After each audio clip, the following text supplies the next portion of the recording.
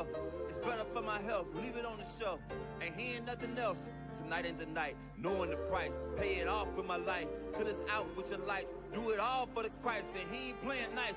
Knew the end from the start. Fix your face like it's art. The sons of a simp, call him Bart. Yeah, you did your best, played your part. But now it's time to cut you to the heart. Flex on occasion. It's the strangest of the salvation. You see it, believe it, amazing. Them chariots coming invasion since the creation. War, mine, Lord, bless the general. Greatest nation, eat them unequivocal. Bombs dropping, buddy, cause it's biblical. Start shit, now it's time to finish. Whoa. Said he won't vote, he looking for smoke. So, we give him some more. We want the world, we breaking them down. Taking the kingdom, can't wait for the crown. We want the world, we breaking them down. Taking the kingdom, can't wait for the crown. It's the end of the world.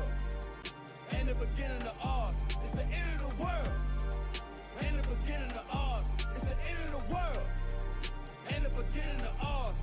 We want the world, we breaking them down. Taking the kingdom, can't wait for the crown. It's the end of the world. I can't wait for our kingdom to start and for there to be finished. Get rid of all of their idols and lying religions. Look for the crown like an Edris. Hey, this that crown talk. Wisdom of Solomon 5 talk. This that second Edris 6 and 9. We want eyes talk. It's your time to end and my time again. It's our time to win. Away with the sin. You know what it is. Rejoice with my kin. See that is why we repented. Go to streets, I can see myself in it. The city is bright, the kingdom of light. A wonderful sight past the angels, the inner light. I need 1,000 years of labor. Sit on my throne with my savior.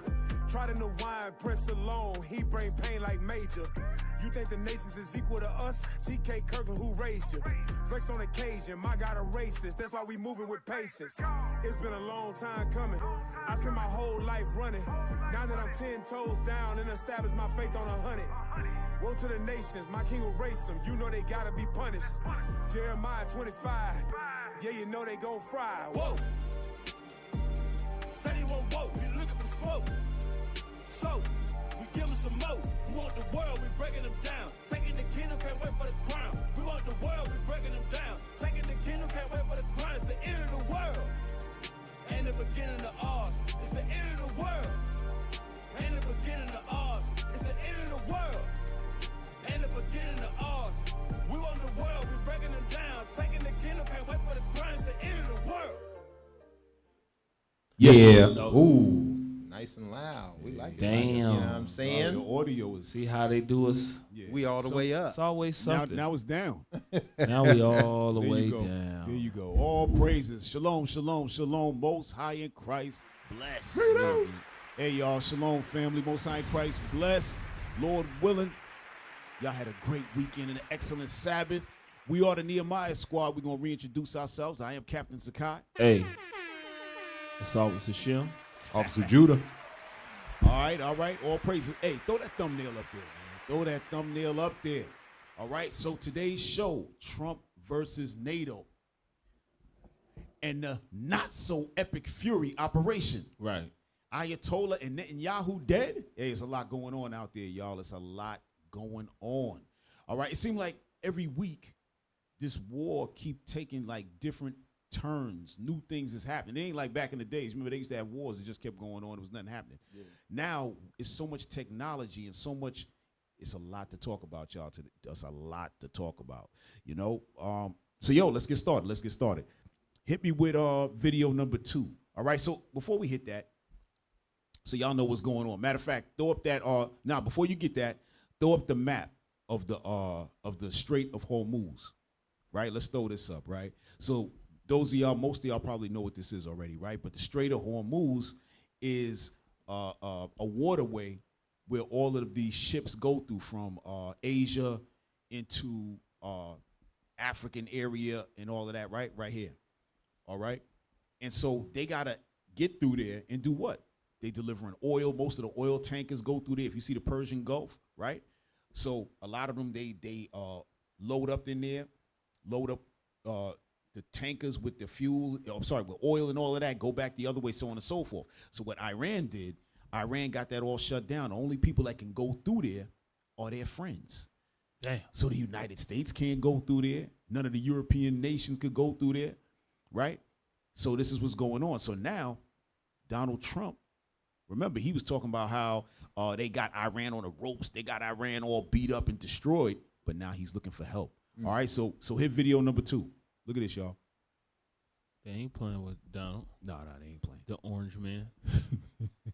They ain't playing at all.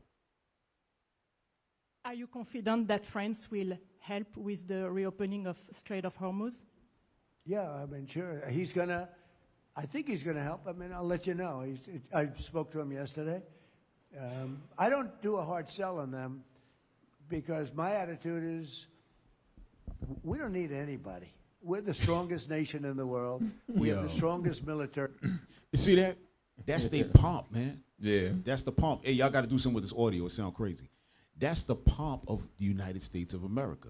So he said he's not doing a hard sell, meaning he's not going to force them, right? But he already know behind the scenes, they already told him we ain't messing with you, right? So now he trying to come out and act like, oh, nah, I'm not doing a hard sell. You know, I just want to see. And yo, hit play. By far in the world. We don't need them.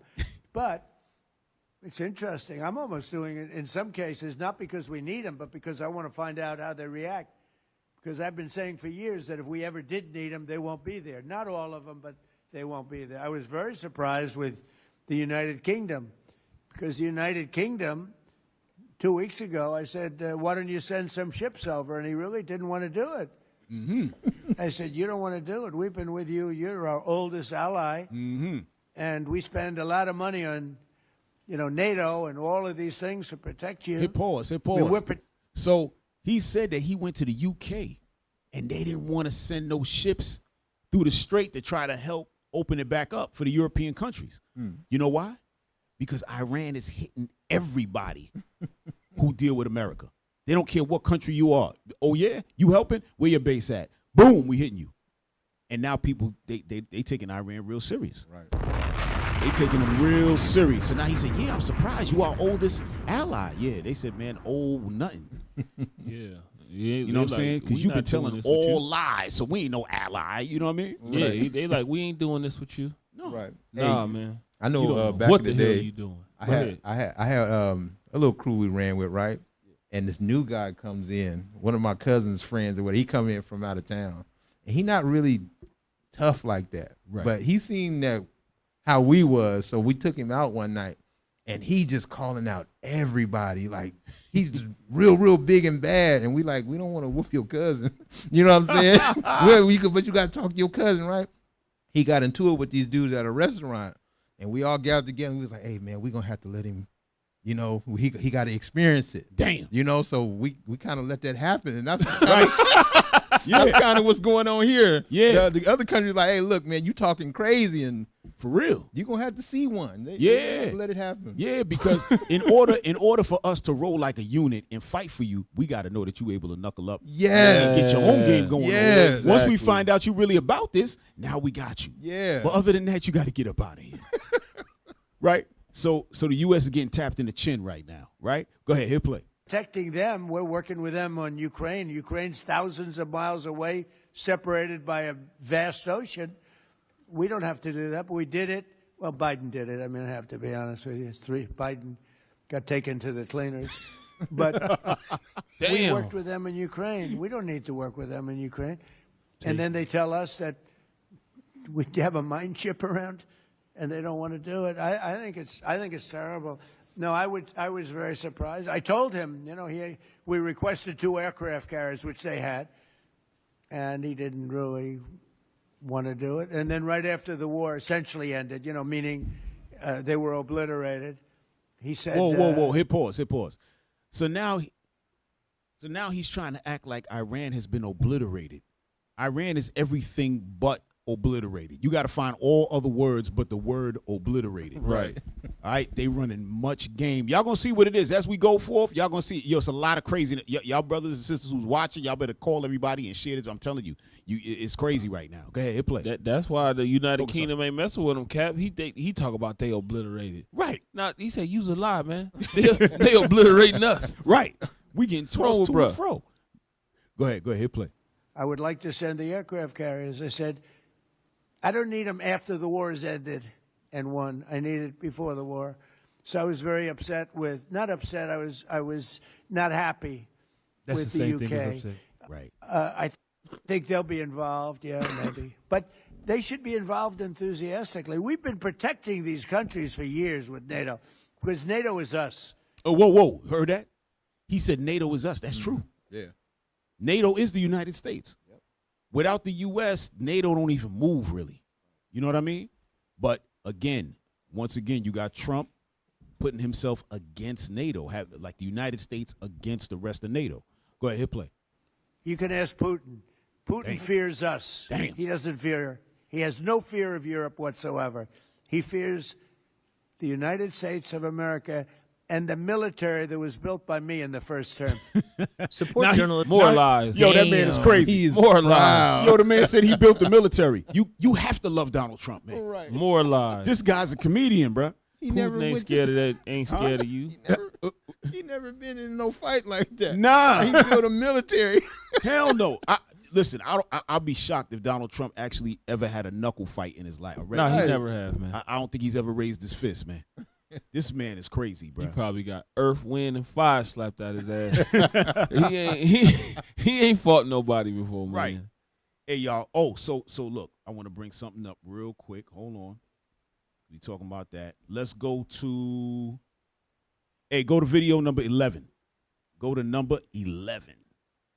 All right. This guy right here always got some good stuff. He's hilarious. All right, video number 11. So we still on the topic of Donald Trump looking for people to help, right? So watch this. Go ahead, hit play. Y'all, hope everybody out there is having an awesome day. I have a bunch of war updates for you. Needless to say, this is humiliating. It's humiliating. It's embarrassing. It's pathetic. I don't have enough negative descriptors to really, truly get it across to you how terrible this has been. But basically, we have the most evil regime we've ever seen, and they also happen to be at the same time the most incompetent regime you've ever seen. Okay, so we're going to get into all of it. Trump is effectively begging for help as Iran pummels the axis of Epstein, and missiles continue.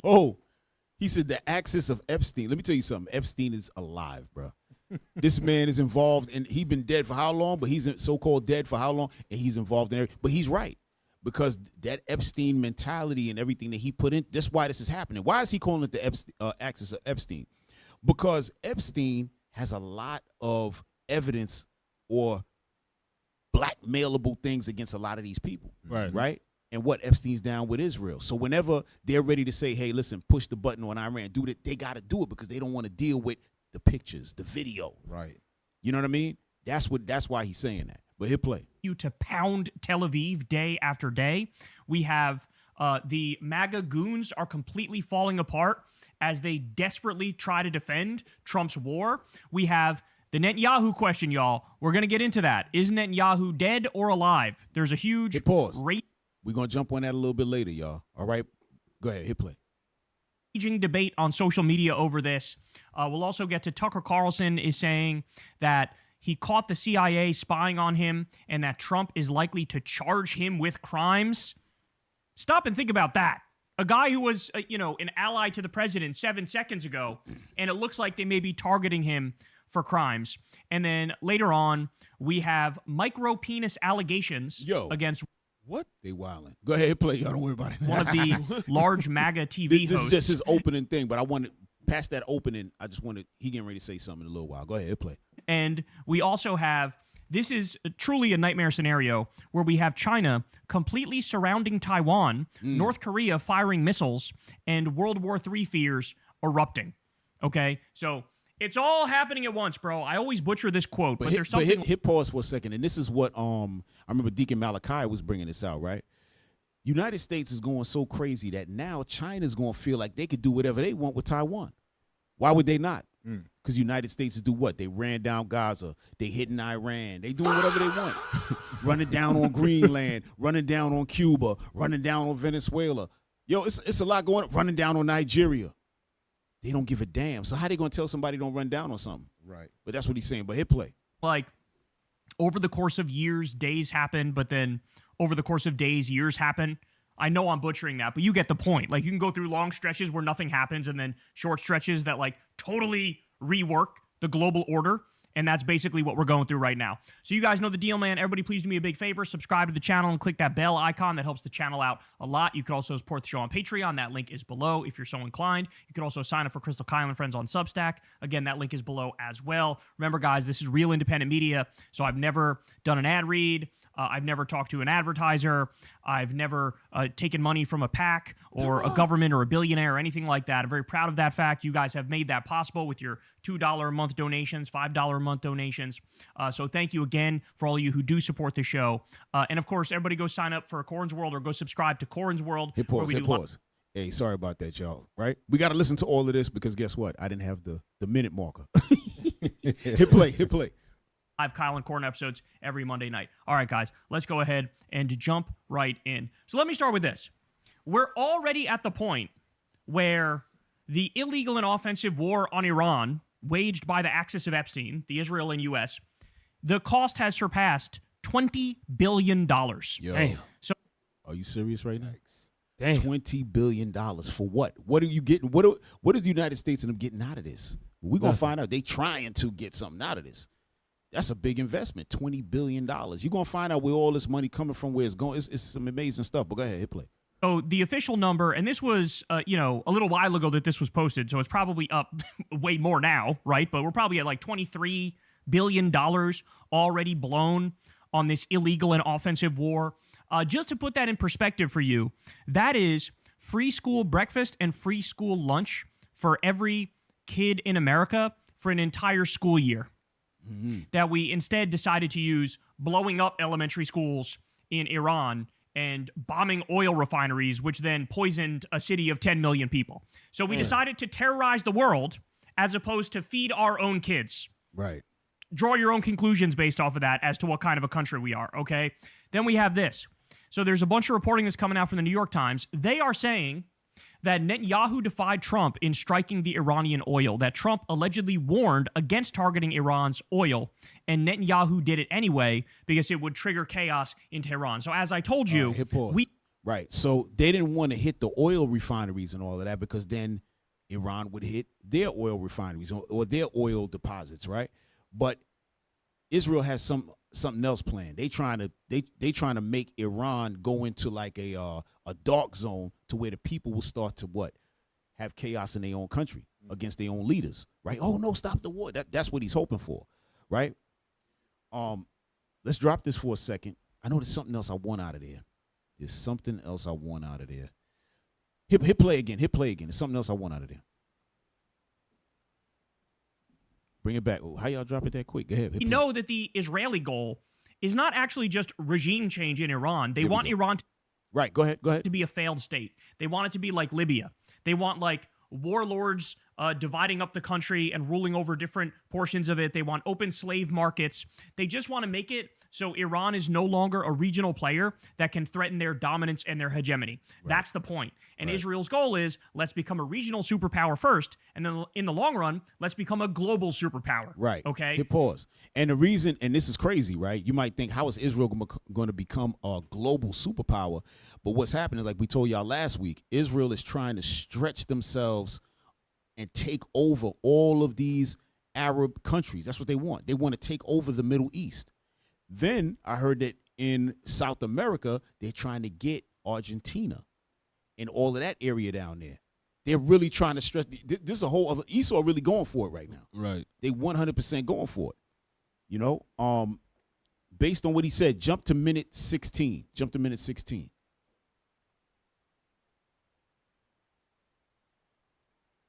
Insane to watch. One more time. This is so crazy. So you see the two interceptors trying to get up there, right? And then here's the missile. Right. Yoinks! Just fucking goes right by him. Right. So those are the interceptor missiles trying to stop the Iranian missile, and it didn't work. So right now, Israel's defense, all that Iron Dome and all that is dead. Iran is coming with I ain't gonna say full arsenal, but they coming with they got one called a dancing missile and all that. They coming with their flavor. That right there might have been the dancing missile. That's probably why, because they said that the missile actually will negotiate turns when it sees the interceptors coming.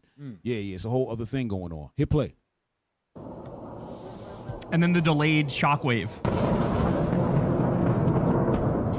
Bro, Tel Aviv getting lit up, ski dog. So the Houthis Damn.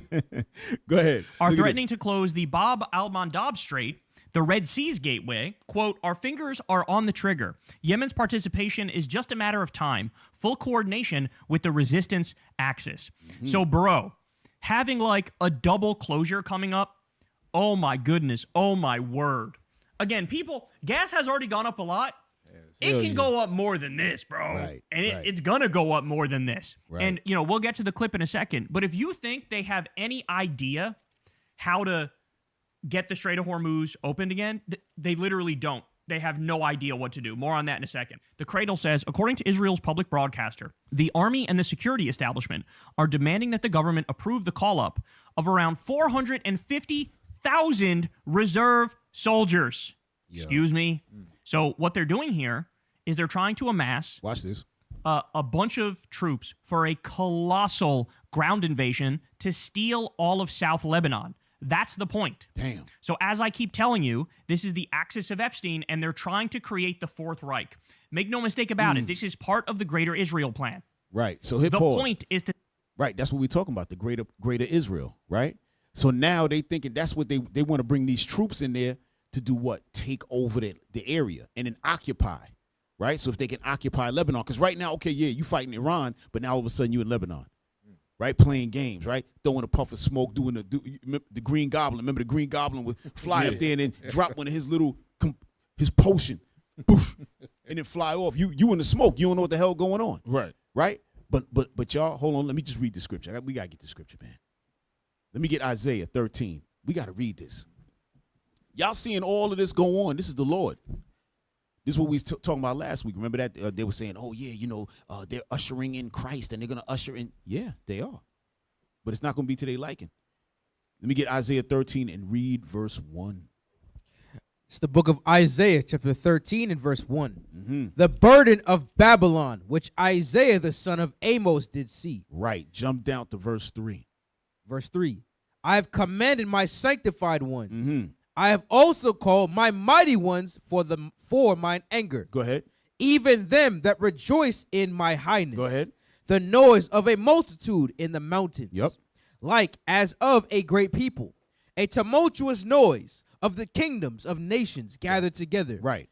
The Lord of hosts mustereth the host of the battle. Right. The Lord of hosts mustereth the host of the battle. Right. Meaning what? He's bringing all these countries together to fight. Right. Verse 1 said the burden of Babylon. Who's that? That's the United States. Right. That's what's happening, y'all. All right, let's get back to that video.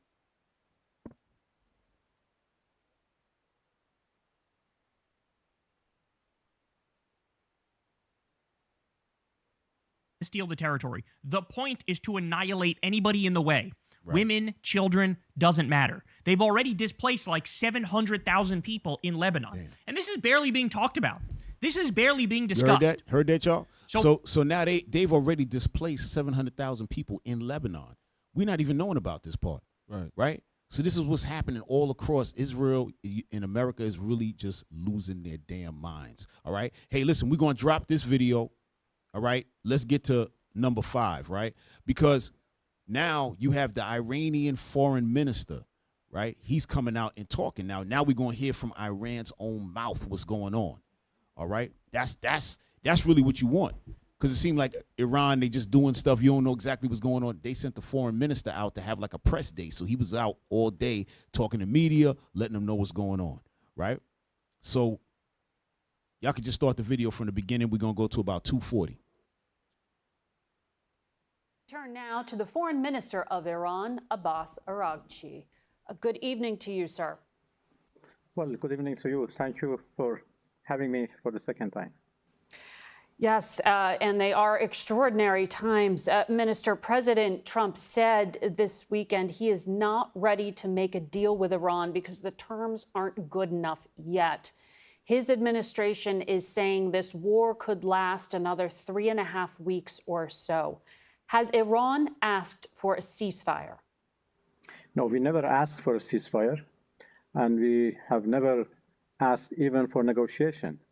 We are ready to defend ourselves as long as it takes. Damn. And this is what we have done so far, and we continue to do that until President Trump comes to the point that this is an illegal war with no victory, and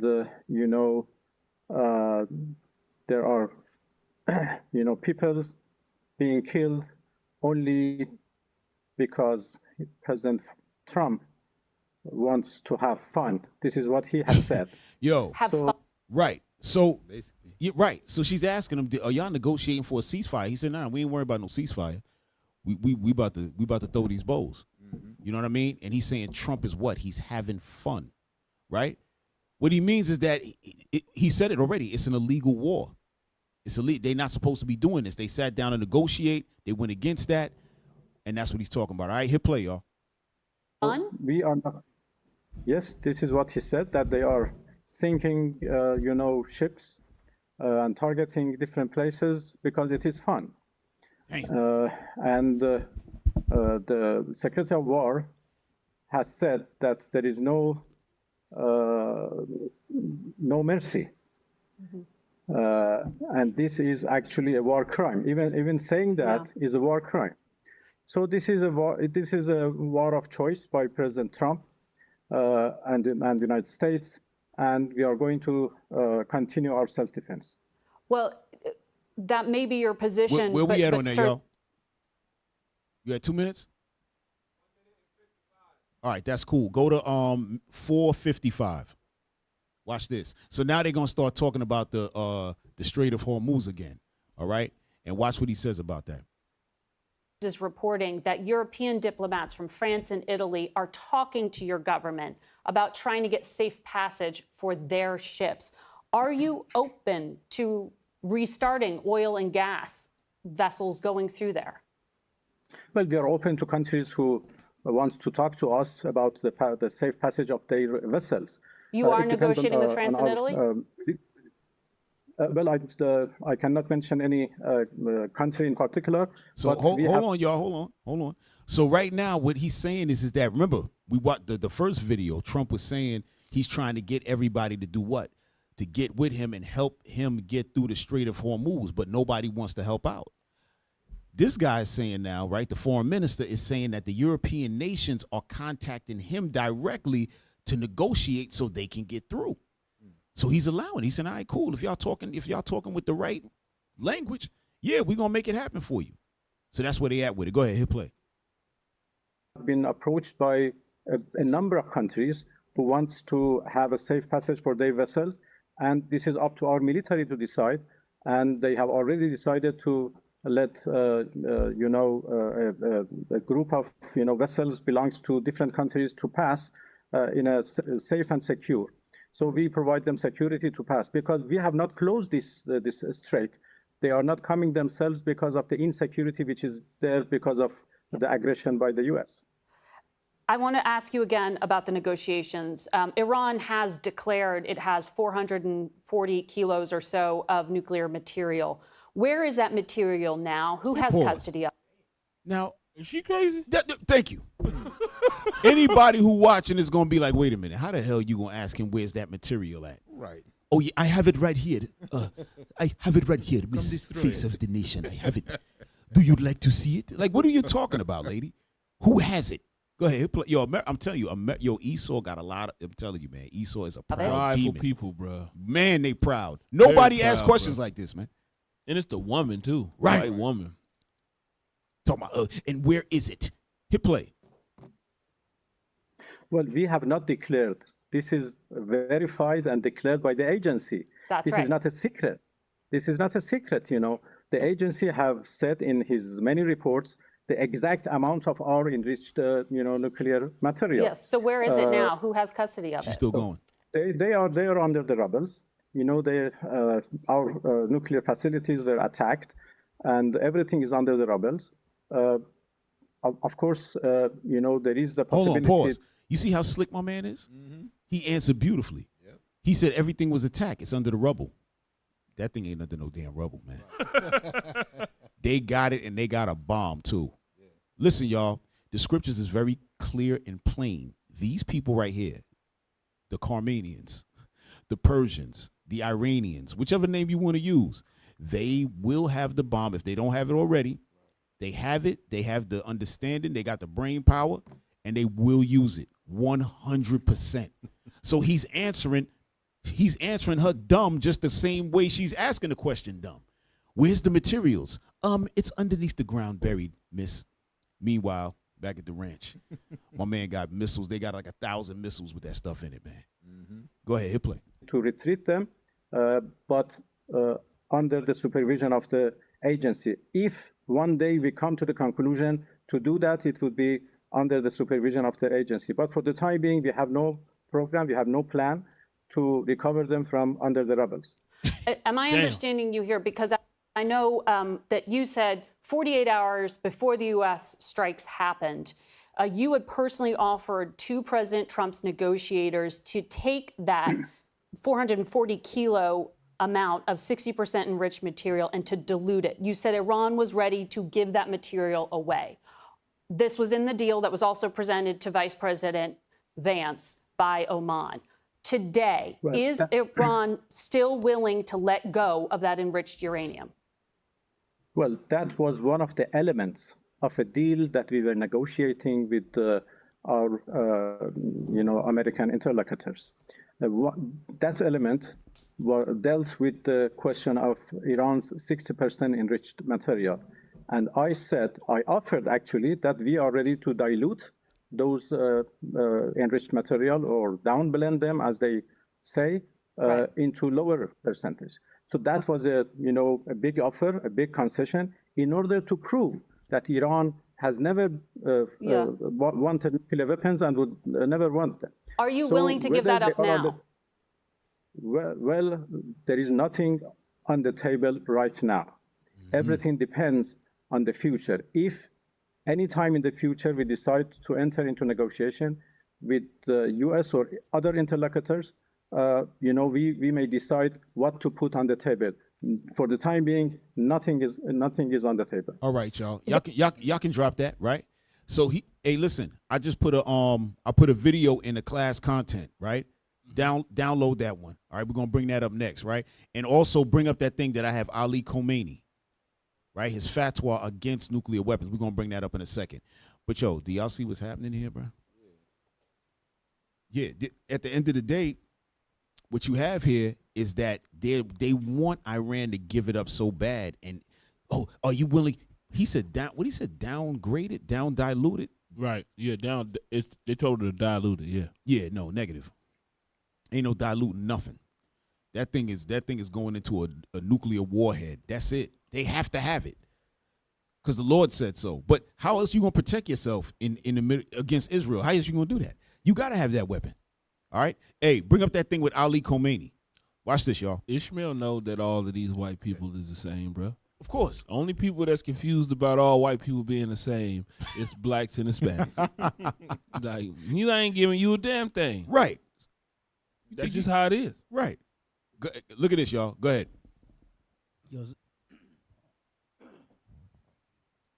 All right. Hey, y'all got to blow that up again. All right, there you go. Ali Khamenei's fatwa against nuclear weapons. A fatwa by Ali Khamenei, the supreme leader of Iran at the time, which was against the acquisition, development, and use of nuclear weapons, dates back to the mid-1990s. Right, so you see that? So Iran, during the mid-1990s and earlier, didn't want to have anything to do with a nuclear weapon. Go ahead. The first public announcement is reported to have occurred in October 2003, followed by an official statement at a meeting of the International Atomic Energy Agency in Vienna, Austria in August 2005. Some analysts have questioned either the existence, applicability, and or constancy of the fatwa. Meaning the fatwa is like he's against it. That's what it's saying. Go ahead. According to Mehdi Kalaji, Khamenei may alter his fatwa under critical circumstances, as did his predecessor, Ruhollah Khomeini, on some civil and political issues. Meaning what? That although he's not really for having a nuclear weapon, he may have to change his mind based on circumstances that may occur, like Israel bombing you. like Israel trying to take over your country, things like that, and America coming at you. Go ahead, read. According to Gareth Porter, writing in Foreign Policy, Iran's aversion to nuclear and chemical weapons is sincere because of the historical episode during its 8-year war with Iraq. And Iran never sought revenge for Iraqi chemical attacks against Iran, which killed 20,000 Iranians and severely injured 100,000 more. According to Kalaji, the fatwa is also considered to be consistent with Islamic tradition. Right. So no, we good there, right? So the point is, we could drop that. The point is that they never were that type of a nation that was looking to have that bomb to do anything with anybody. Right. So what? But things is changing now. So now they got to protect themselves. Just like any other nation, when you're dealing with the United States and all of these European nations, you know you got to have something. That's why Pakistan went and got theirs, right? I believe India might have one, right? But they're on the side of the Americans, right? And so they're not known to be as so-called violent as Ishmael, as the Arabs. Y'all got something? No, I'm just thinking like the pride of America, man. People got to realize that the Lord is dealing and He's moving all the pieces, right? So guess what? The same way he'll allow Satan to give you the information to make the bomb. The same way Ahab was persuaded by a lying spirit and his prophets. Right. And guess what? The Lord is also saying, "Hey, Satan, give Iran a different kind of bomb." You know what I'm saying? And you don't find out until you send your missile over there. You think your stuff is impenetrable, and now you found out Satan then gave them a secret too, and now you wonder why nobody's helping. Damn. You know, because if you knew, it's the pride of your heart. If you knew you was going to win, you would boast yourself. You would continue to push this war. But guess what? The Lord, you don't find out. We've been found out. Right. But you don't find out till you've already done the action. Exactly. Right. You know? Man. Hey, look at this, y'all. Pull up. Hey, go to that last one. This is his son. Now, the man we were just reading about, that was Ali Khamenei, right? He had a fatwa against the nuclear weapons, right? Now we're going to pull up his son. All right? Pull up that thing with his son. All right, we're going to pull up the wiki of his son so the people can see who he is, but then we also going to pull up that statement right underneath there. Y'all got that? Bring it out. Yeah, we asked what they got. We don't hear oh, there you go, right? So this is what's his name? Mojtaba Hosseini Khamenei, right? An Iranian Shia cleric who was named the third supreme leader of Iran in March 2026. So he is the son of the man they just murdered, right? So the man they just murdered, he wasn't really with it. He wasn't with the nuclear weapons, right? But they said what? His mind would have to change based on circumstance, right? So drop that and now go to that statement underneath. Go ahead. Bring that up real quick, y'all. Bring it up. Man, why they got that? What we looking at right now, man, is NATO starting to turn on on America. Yeah. They stopping their money, they stopping their oil from coming through there. That's right. And it's about to go down soon. Thank you. All right, there you go, Cap. You pulled it up. All right. Go ahead, officer. Okay. In political ideology and jurisprudence, he is considered to be among the most hardline of the Iranian principalists and has close ties to some of the most ideologically extremist clerics. According to a report from the Atlantic Council, a pro-NATO think tank, analysts have generally seen him as more open to developing an Iranian nuclear weapons program than his father, opposing his predecessor's fatwa against nuclear weapons. So he said, I don't have no fatwa against nuclear weapons. I embrace them. Yeah. Right. Because what? He's doing the bidding of the Lord. That's what y'all don't understand. He said, bring that on. Yeah. He's doing what the Lord said. Yeah. Right? Go ahead. And he understand that he got to have some protection. Yeah. He got to understand. He understand, look, man, we got to fight them on they playing field, on their battlefield. That's right. Ain't no more strapping C4 to us. They gonna kill us before we get there, bro. He understand what's going on, Right. man. C4. Yeah, hold on. Go ahead, Judah. You got something? Yeah, I like Daniel. Go ahead. I like Daniel. Start at 25. I want to kind of get to the point of it because America's not the first superpower. You got to realize this, right? We've had Babylon. We've had Persia. We had Mede. We had Greece. You know what I'm saying? This is not the first superpower. And what each superpower does is they tend to think that the power of their might is what brings it on, right? But read verse Daniel 4 and 25. It's the book of Daniel, chapter 4 and verse 25. Mm-hmm. That they shall drive thee from men, Uh-huh. and thy dwelling shall be with the beasts of the field. Uh-huh. This is Nebuchadnezzar's interpretation or his dream being interpreted by Daniel. Right. He's telling him what's going to happen to him. Read. And they shall make thee to eat grass as oxen, Uh-huh. and they shall wet thee with the dew of heaven. Read on. And 7 times shall pass over thee. Right. This is the point. Till thou know that the Most High ruleth in the kingdom of men, Uh-huh. and giveth it to whomsoever he will. God will move a nation to destroy you as no matter how big and bad you thought you was, he have the next nation in line to destroy you. He give it to who he want. Here go the mindset, verse 30. Verse 30. The king spake and said, is not this great Babylon? He said, wait a minute, all that's going to happen? Ain't this Babylon? Don't we got the strongest army? Kind of sound like Trump, right? Read on. That I have built for the house of the kingdom by the might of my power. I built this military. Right. I built this country right. by my might. Read. And for the honor of my majesty, while the word was in the king's mouth, while he was talking that yin yang, read. There fell a voice from heaven saying, God said, O King Nebuchadnezzar, to thee it is spoken, the kingdom is departed from thee. It's a wrap for you. Right. That's it. It's a wrap. That's it. Yeah, the Lord's like, yeah, we got that now. That's what Deacon Laba, he kept saying it when he was up here. I kept laughing every time he was saying it. He was like, yeah, the Lord just canceled your contract. Right. Yeah. I kept laughing because he was talking about he actually was talking about the prophets. And he was saying once our run is done, right, some of us going to go to jail. He said, yeah, when you in jail, just know that your contract is canceled. Yeah. That's it. Your contract's over. Now you in jail. Get used to it because you might not get up out of there. If you get put to death, he brought up John the Revelator. He said John the Revelator was on Patmos because his contract was canceled. I kept laughing. I said, yo, come on, stop, man. Yo, but that's a real thing, right? Because the Lord be canceling contracts. So he got you for a while, and then it'd be like, all right, cool. You good. And that's what's happening now with the United States, right? That's what's happening now with these powers. It's time. It's time.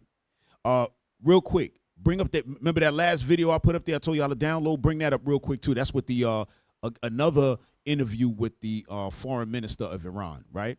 This is important to hear. All right, and I want to go to 6 minutes of that.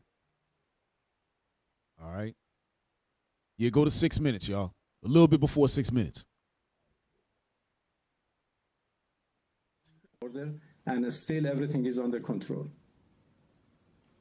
I wanted to ask you about the war strategy from an Iranian perspective. Can you tell us right now, as you know, there has been reporting that both Russia and China are providing targeting intelligence to Iran to target either U.S. positions, facilities, infrastructure across the region? Hit pause. So now you have this reporter, right? What do you call him, correspondent, whatever, asking the foreign minister, is it true that China and Russia are giving the intelligence to find out where the American bases are, where all of your enemies are, and targeting them? Is that true?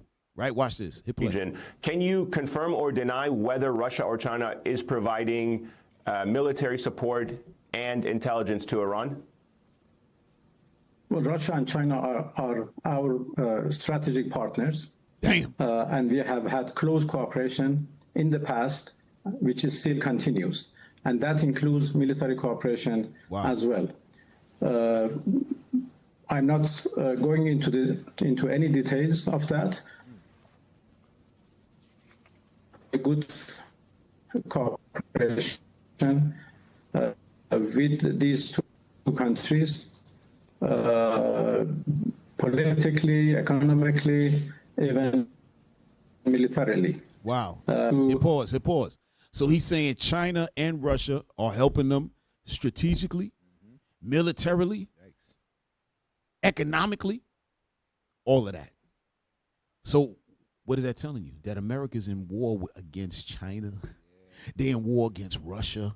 See, they've been fighting Russia for a long time, but it's been proxy wars, just like now. They've been fighting Russia through NATO. They fighting Russia in Africa through all the different little groups they got down there, right? But they hiding it. It's not like, okay, just us one-on-one, right? They got their guys in front of them doing it. So that's what's happening here again, all right? Go ahead, hit play, y'all. Say once again that this is not our war. This is an imposed war against us. We didn't start this war. It was an unprovoked, unwarranted, illegal act of aggression against us, and we are only defending ourselves, and we continue to defend ourselves as much as it takes, and as long as it takes, in order to end this war in a way that it won't be repeated in the future. Yo, you heard that? They trying to put the fear of God in anybody who run down. Right. They said to make sure that this is never repeated again. Because what's happening, and you're gonna see. Matter of fact, we're gonna keep playing this, and then I'm a comment. Watch what he about to say. Go ahead. As you probably saw, the United Nations this week, UN Security Council passed a resolution condemning your attacks on your Arab neighbors. It received 130 co-sponsors, which is a very significant number. Your close allies that. So now they're trying to say that he's being condemned from countries, saying that he's hitting all his Arab neighbors. Listen close. You just said are providing you support. Russia and China, they didn't veto that. They abstained from it, but they didn't veto it and allowed the resolution to pass. Do you think the global community has spoken clearly about the way Iran has conducted this war on its Arab neighbors with condemnation and calling on it to stop?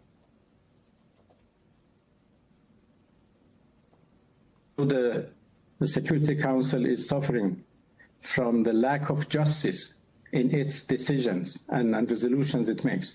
You know, how is it possible that the Security Council condemned us for defending ourselves, right, and is not condemning the United States and Israel who started this aggression? So if they want to have a just, full decision or resolution which can work, they should consider all aspects of any event. You know, we are under attack. It was the United States and Israel who started this war. They deserve to be condemned, not us. What we are doing is, and this is why that, you know, so many countries have become hopeless about the role of the Security Council, including the United States, who has decided to go for.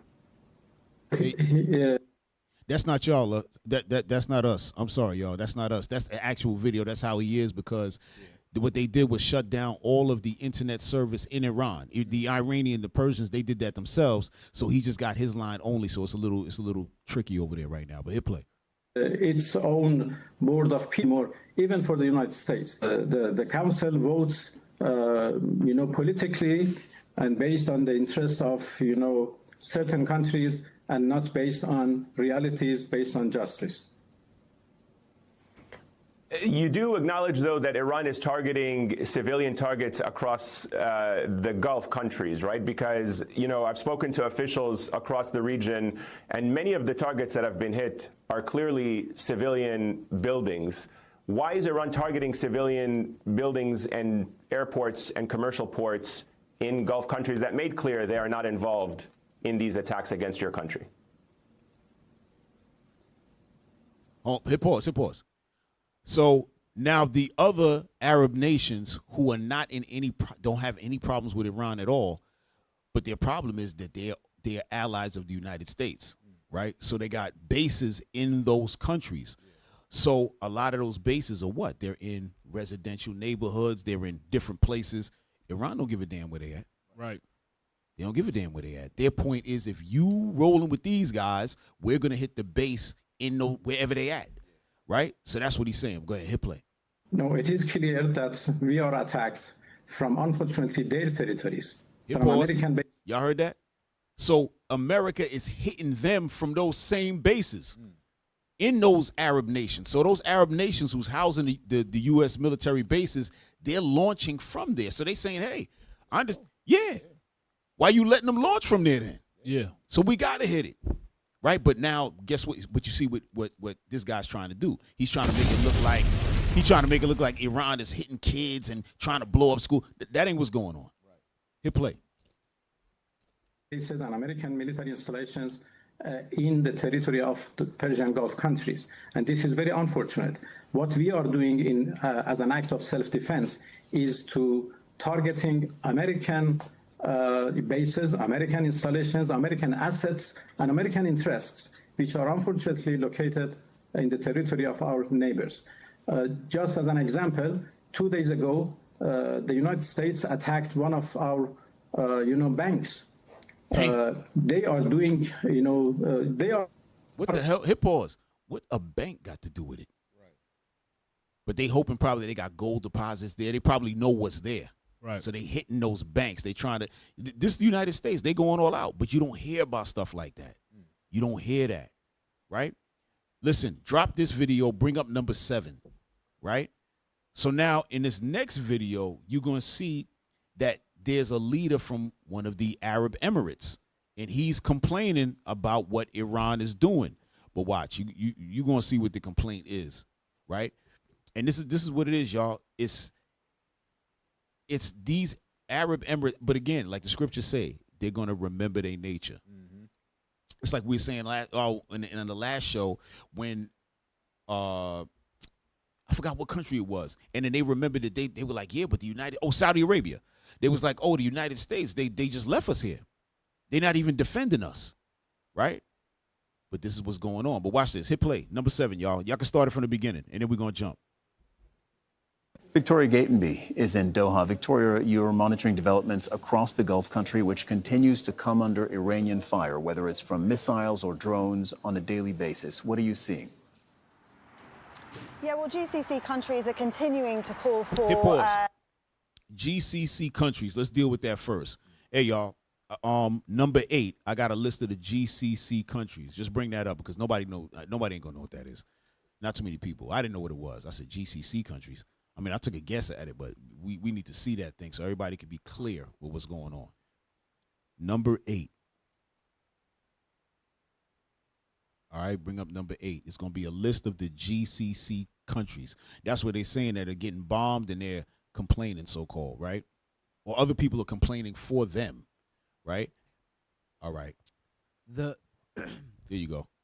The Gulf, go back, stay right there. The Gulf Cooperation Council, GCC, is a political and economic union of 6 Arab states bordering the Persian Gulf. Right. Bahrain, Kuwait, Oman, Qatar, Saudi Arabia, and the United Arab Emirates. Right. All of them are what? United States allies. All right. We could drop that and go back to the video. All right. Just so now we all clear with those countries that are part of the GCC. All right. Hit play. De-escalation and dialogue. They say that this is not their war to fight, that they are adopting a defensive posture, not an offensive one with Iran. So we heard in the press conference earlier by the Qatar Foreign Ministry spokesman that they want de-escalation. They want these attacks on Qatar to stop immediately. They call them outrageous. They call them a betrayal. He said that there could be no negotiation, no consideration about what Iran wanted to talk about until the attacks on Qatar and the GCC stopped. Having said that, just an hour ago, a couple of hours after that press conference was held, we heard yet again 2 missile attacks being intercepted. The Ministry of Defence have confirmed that all the missiles were intercepted, but it's interesting timing given that that press conference happened a couple of hours ago. In terms of the wider GCC and diplomacy, Arab leaders say they have been warning for years, really since Israel's war on Gaza, about the regional instability in this region. They're calling for de-escalation and diplomacy. Right. Diplomatic. Hit pause. So you heard that? Those nations right there in the GCC said they've been warning Israel for a long time to stop going up on Gaza like that because things like this is going to happen. They knew eventually somebody going to raise up and say, yo, listen, we can't let this go on. But they not knowing it's going to be Iran because Israel attacked Iran. They thinking somebody's going to respond based on what's happening in Gaza. Matter of fact, Iran did get busy with that Gaza situation. I think that's when they started kind of like talking about, they started like kind of lifting up. But that's what she's bringing out, right? Go to 5 minutes and 45 seconds, y'all. Go to 5:45. Support securing the Strait of Hormuz. Listen to this. The Americans are asking other countries to come and help them so that the Strait of Hormuz remains open, which of course, from our perspective, it is open. It is only closed to our enemies, to those who carried out unjust aggression against our country and to their allies. The denial of attacking civilian targets. Let me make it very clear. Since the Iranian attacks have started on Qatar, the threats... Hold on, y'all. So this is the counterpart. This is Qatar's counterpart, foreign minister, right? He has the same position as the other guy in Iran that we were watching, right? Abbas. He's just the counterpart. So he's saying that they're denying hitting civilian targets, all right? So just go ahead, hit play. Attacks on civilian targets have not stopped, including last Saturday when a missile with the trajectory towards a residential area was intercepted, and threats came out of unofficial media outlets of Iranians claiming specific companies and specific geographies that will be attacked in residential areas and commercial areas in Qatar. These attacks have targeted our LNG facilities in Ras Laffan. They have targeted the industrial complex in Said. They have targeted the airport, Hamad International Airport. They have targeted, as I said, residential areas. And I find it very difficult to even respond to what Mr. Araqchi said in the light that these attacks are ongoing every day. And the threat to civilians is ongoing every day. The fact that we had to evacuate, civilians and students and faculty during the weekend is just one realization of what this means for the people who are living in these conditions. But we also assert that we have been able to this point, due to the bravery of the people in our armed forces, to withstand all of these threats and attacks without any real damage to the safety and security of Qatar. So off the back of that, you were just listening to the spokesperson for the Qatar. So go ahead. We can drop that, but y'all see what's happening, right? So now he's saying, it's civilian targets or whatever, but you got to understand, Qatar is, their country has Harvard University in there, right? Cornell. I'm talking about the universities that's here are there. They're basically like a little America, right? They have, I think per capita, they're the richest country on earth, meaning that they spread out their money to everybody. So like, it's not like in the other, like a lot of Arab countries where you got all of the wealth at the top and then everybody else is kind of destitute. That's not what's going on. They spread their bread around. So everybody's paid. So they got like a real rich society. So this is hurtful to them. This is messing up their whole little flavor. But what? Iran is sending a message. Y'all gonna have to get on our side. Y'all got to come back to. This is how it's going to start, y'all. This is how the wagons is going to get circled. This is how Ishmael going to get back together. It don't look like it right now a little bit, but it's going to happen. What you got, Judah? You going to say something? Yeah, I'm looking at the newscast, and right. It's like when the Bible talk about, it's not for everybody to get. So he knows that these newscasters, they have biased agendas and asking questions. Right. This brother talking about, hey, look, to who have an ear, let him hear. Exactly. We're not the aggressors. Right. You see what your boys is doing. Exactly. And we ready to defend ourselves. Period. And he's not talking to who you think he's talking to. He's talking to other people. Thank you. No, you 100% correct. Guess who he talking to? That man that was talking right there. Yep. He talking to all the Arab state. Like, listen, y'all know what it is. Yep. This is going to keep going. You go talk to your mans and them. He expecting them to go talk to the United States and be like, yo, man, we got to stop this. You know what I mean? These guys are, that's like he said, they talk to Israel. They don't want to listen. They don't want to listen. Right? Now, what we're going to take this is, the point is that we talking about the war. What is all this all about? What are they trying to get out of this? Well, we know they're trying to make a greater Israel. They're trying to take over. They want the oil. They want this and that. But it's a lot more to it, y'all. Bring up video number 9. Bring up video number 9 and go to 1 minute and 40 seconds, y'all. Or you can start a little bit before 1 minute and 40 seconds. All right? It's talking about a connection between Iran and the United States and the whole war thing. Watch this, y'all. So let me paint you a picture. Israel is a country the size of New Jersey. It has a population of about 9 million people. It's only existed since 1948, and yet the United States has given Israel over $300 billion in aid since 1948. That's more than any other country in history. Hold on. Yo, go back just a little bit. Let's take a look at that graph. Go ahead, hit play. Since 1948, and yet the United States has given Israel over 300. Pause. Now, since 1948, the United States has given over $300 billion to Israel, right?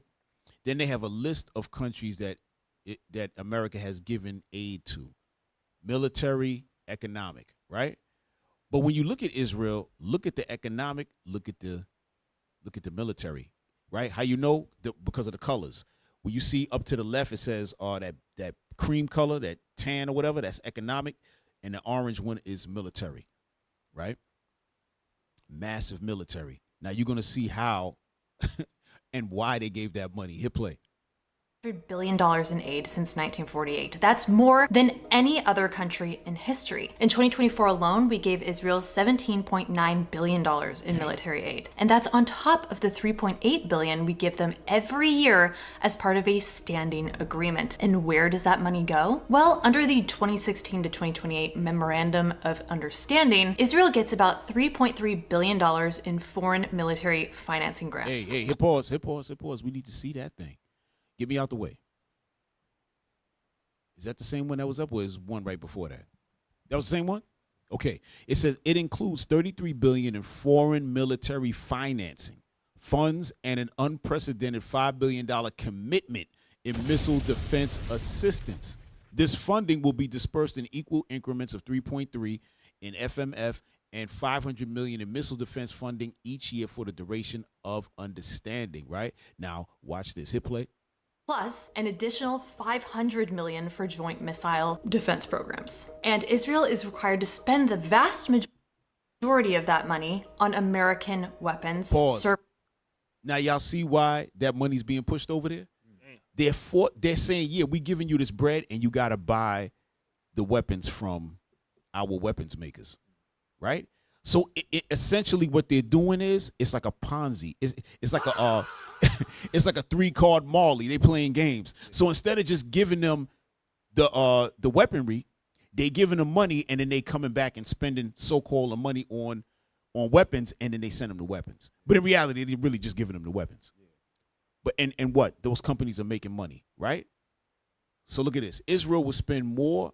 I'm just reading the blue part. Israel will spend more funding, as much as $1.2 billion per year, on advanced military capabilities that only the United States can provide. Yo, this is beautiful, man. This is madness. Hit play, y'all. Hit play. Services and equipment. You know, Lockheed Martin, Raytheon, Boeing, Northrop Grumman. So that $3.8 billion in annual military aid, well, it's essentially a subsidy to the military-industrial complex, funneled through Israel. But get this, Israel also has universal health care, heavily subsidized university education, hit pause. Go back a little bit. Industrial complex, funneled through Israel. But get this, Israel also has universal health care. Stop. Hit pause right there. Don't move. So now, y'all, Israel has universal health care. With all that money they're getting over there, nobody has to pay for insurance. Nobody got to pay for medical care, dental, and all of that. No. The United States pays for all of that. Hey, read that thing right there, y'all. The one that's highlighted. All of Israel's 9 public universities and some of their colleges are subsidized by the government. And students pay only a small part of the actual cost of tuition. Go ahead. Students who have completed military service are entitled to a 90% discount on their first year tuition fees. And the only reason they're able to do that is because all of the money that United States is giving them, right? But over here, we don't have any universal health care. We ain't got jack. We got to pay for school over here. We get loans, right? And everybody got to pay them loans back, and it's killing people, right? Look at everybody who's a doctor. When you become a doctor, you usually spend up to about $600,000, depending on whatever it is, right? 600 and change. So when you come out now, you start working, you got to pay that bread back, right? You in debt immediately, right? Meanwhile, over there, you become a doctor, you good money. You see what I'm saying? Go ahead, hit play, y'all. Hit play.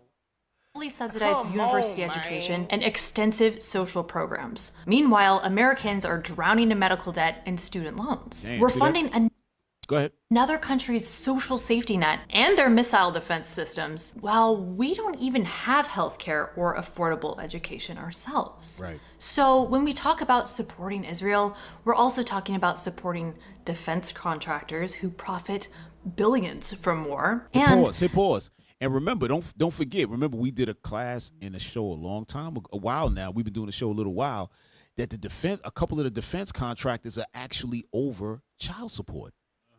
That the child support money that y'all think y'all paying to y'all whoever, that money goes to the state, and the state does whatever they got to. They making money off the thing, and then it going back to who? The defense contractors. Y'all didn't know that.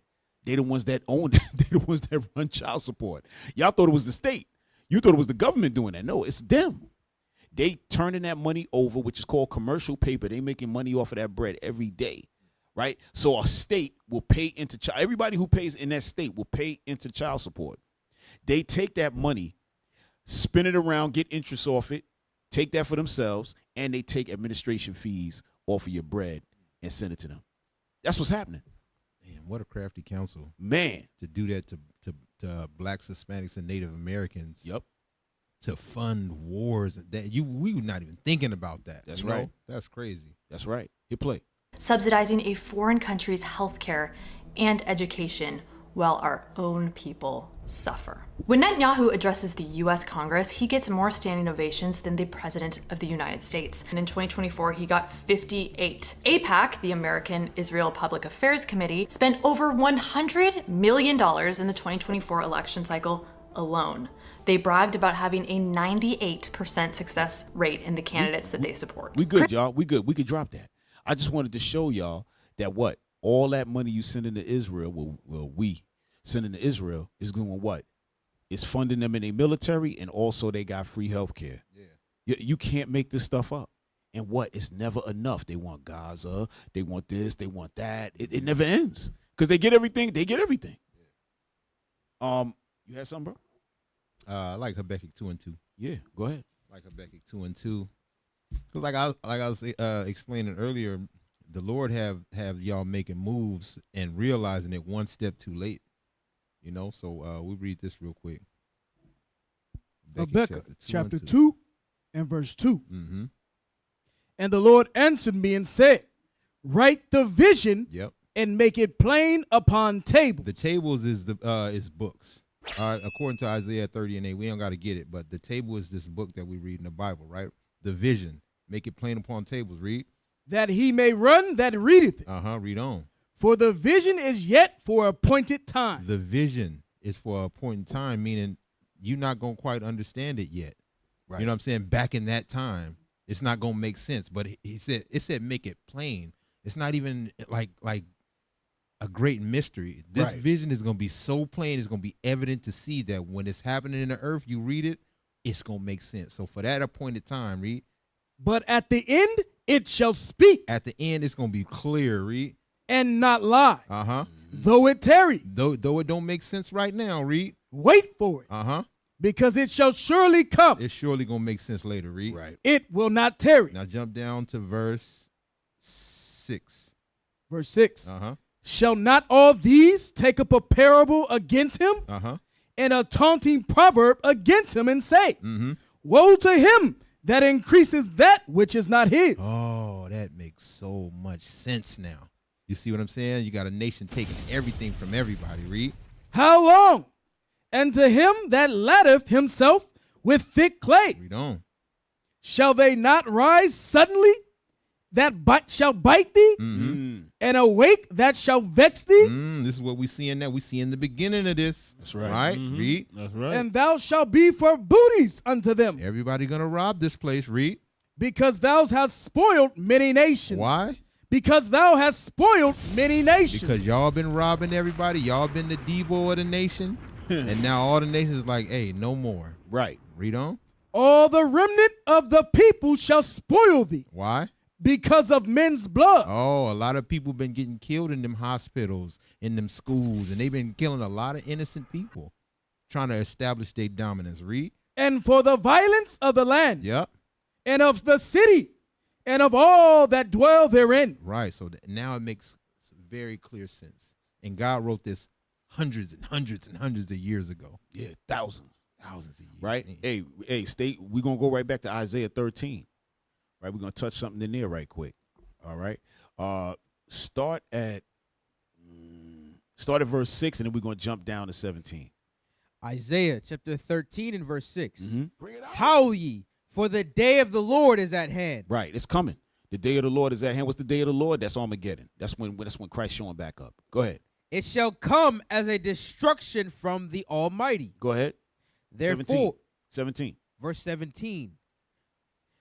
Behold, I will stir up the Medes against them. I will stir up the Medes against them. Who are they talking about?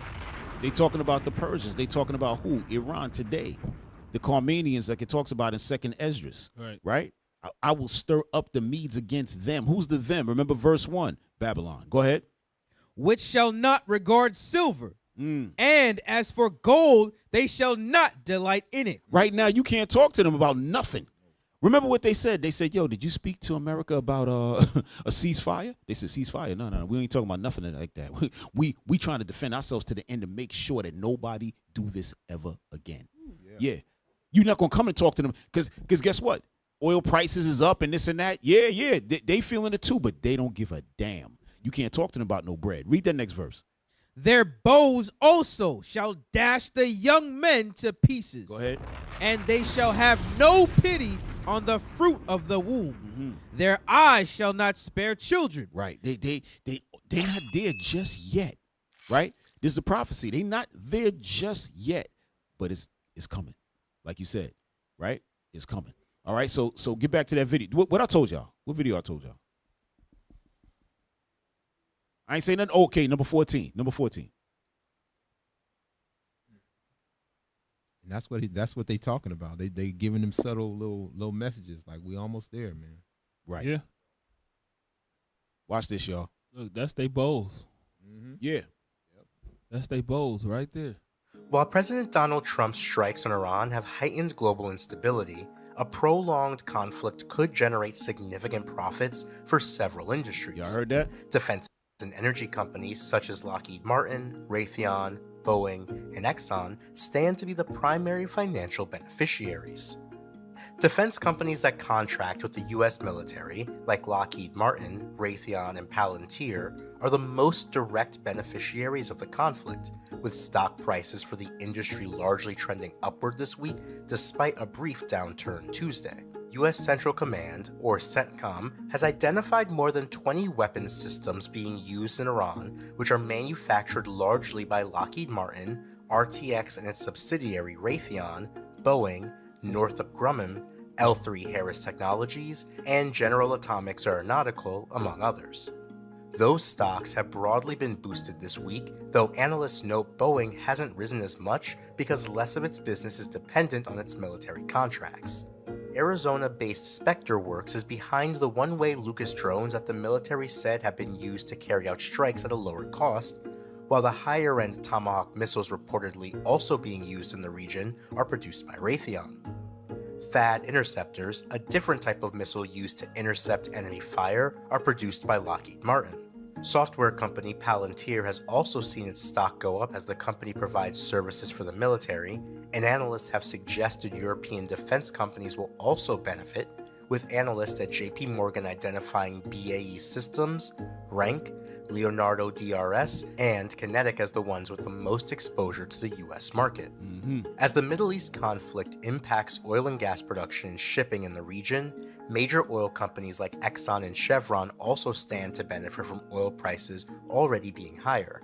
And the oil and gas industry has seen a bump in the stock market amid the conflict. On the opposite end of the spectrum, higher oil prices and increased uncertainty are expected to be damaging for the travel industry, luxury goods, and major shippers like FedEx and UPS. For more on the story, check out the article at the link in the description. Y'all see that? So look at all of those companies that are generating bread and seeing windfalls out of all of this. You think they're worried about a war? They don't care when it ends. Keep them checks coming. Right. Keep that bread rolling. All right. Hold on. Bring up number 15. And what's something else I wanted to bring out too? They had actually, I'm gonna look for it, but bring up 15.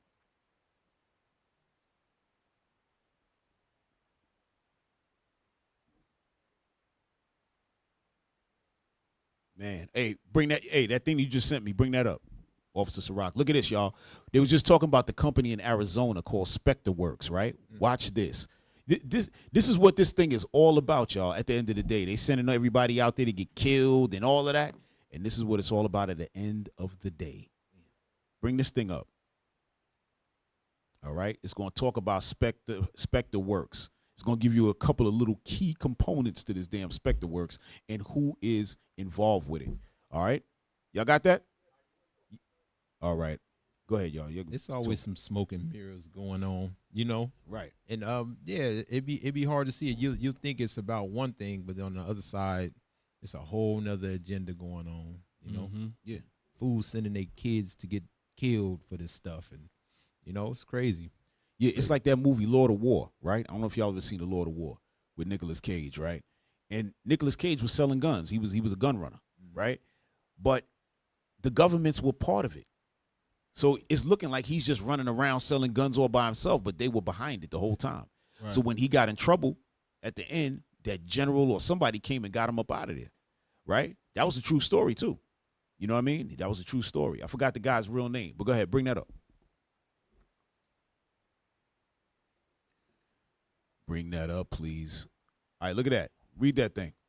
Donald Trump Jr. does not own SpectreWorks directly, but he and his brother Eric Trump have significant ties to the company through their investments and involvement in a major drone industry consolidation effort as of March 2026. So you see that?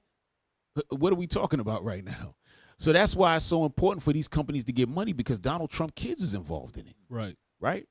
This is what it is, y'all. You can't make it up. Well, you can, but nobody would believe it if you did. All right. I don't know if y'all had something. And Donald Trump ain't worried about nothing but that bread, bro. No, he's not a warrior, man. He's not a warrior, bro. All he doing is looking for ways to make money. That's it, bro. And this is y'all leader. This is y'all leader, man. He about to make all of this prophecy pop off. Him and his greed is gonna make all the other nations, even his own nation, turn against him. Right. All the what it say in the scriptures? It say all the men of thy confederacy. They're all gonna be turning against. Matter of fact, get it right quick in Obadiah 7. Obadiah, verse 7. All the men of thy confederacy have brought thee even to the border. Come on. The men that were at peace with thee. They were all at peace at one point with this place, America. Come on. And prevailed, have deceived thee and prevailed against thee. They that eat thy bread have laid a wound under thee. Come on. There is none understanding in him. Say that all the people that was cool with you, they gonna lay something down for you. They're gonna lay something down for this place. Put something on this place that you can't get up off of it. Right. Everybody been playing ball, man. You know, and I think of Jeroboam and Rehoboam, right? This nation here is not our nation, but you can learn a little something from it, right? Rehoboam gets utmost power. And instead of listening to his counselors, which basically said, listen, if you cut them a little slack, they gonna play ball. And everything's going to continue as it's been. You know what I'm saying? It's going to be good for you. But instead of doing that, he gets utmost power and turn the heat up. Kind of what Donald Trump doing. So he gets utmost power, and now he just waving it around, bumping this nation, bumping that nation. You know what I'm saying? And now it's making it hard for other nations to play ball. It's like, look, you encroaching over here. You doing this, you doing that. We got to defend ourselves at some point. You know what I'm saying? And he ain't ready to play that type of ball. Exactly, because he's not ready cut from that cloth. He's not ready to play that type of ball. That's why when they shutting stuff down, he want to try to bring in other people, ask for help. Yeah, they're like, bro, I ain't getting into that. Yeah, if you shouldn't have been running your mouth, orange man. Exactly. What you talking so much for? You know you ain't about that life. You know all you know how to do is get money. You don't know how to fight. You don't know how to. You don't have no. Really, you don't have the art of war. Right. But you act like you put the hardest military together. You acting like you did this stuff. Go ahead, Judah. My bad. No, I'm just like right. What you saying?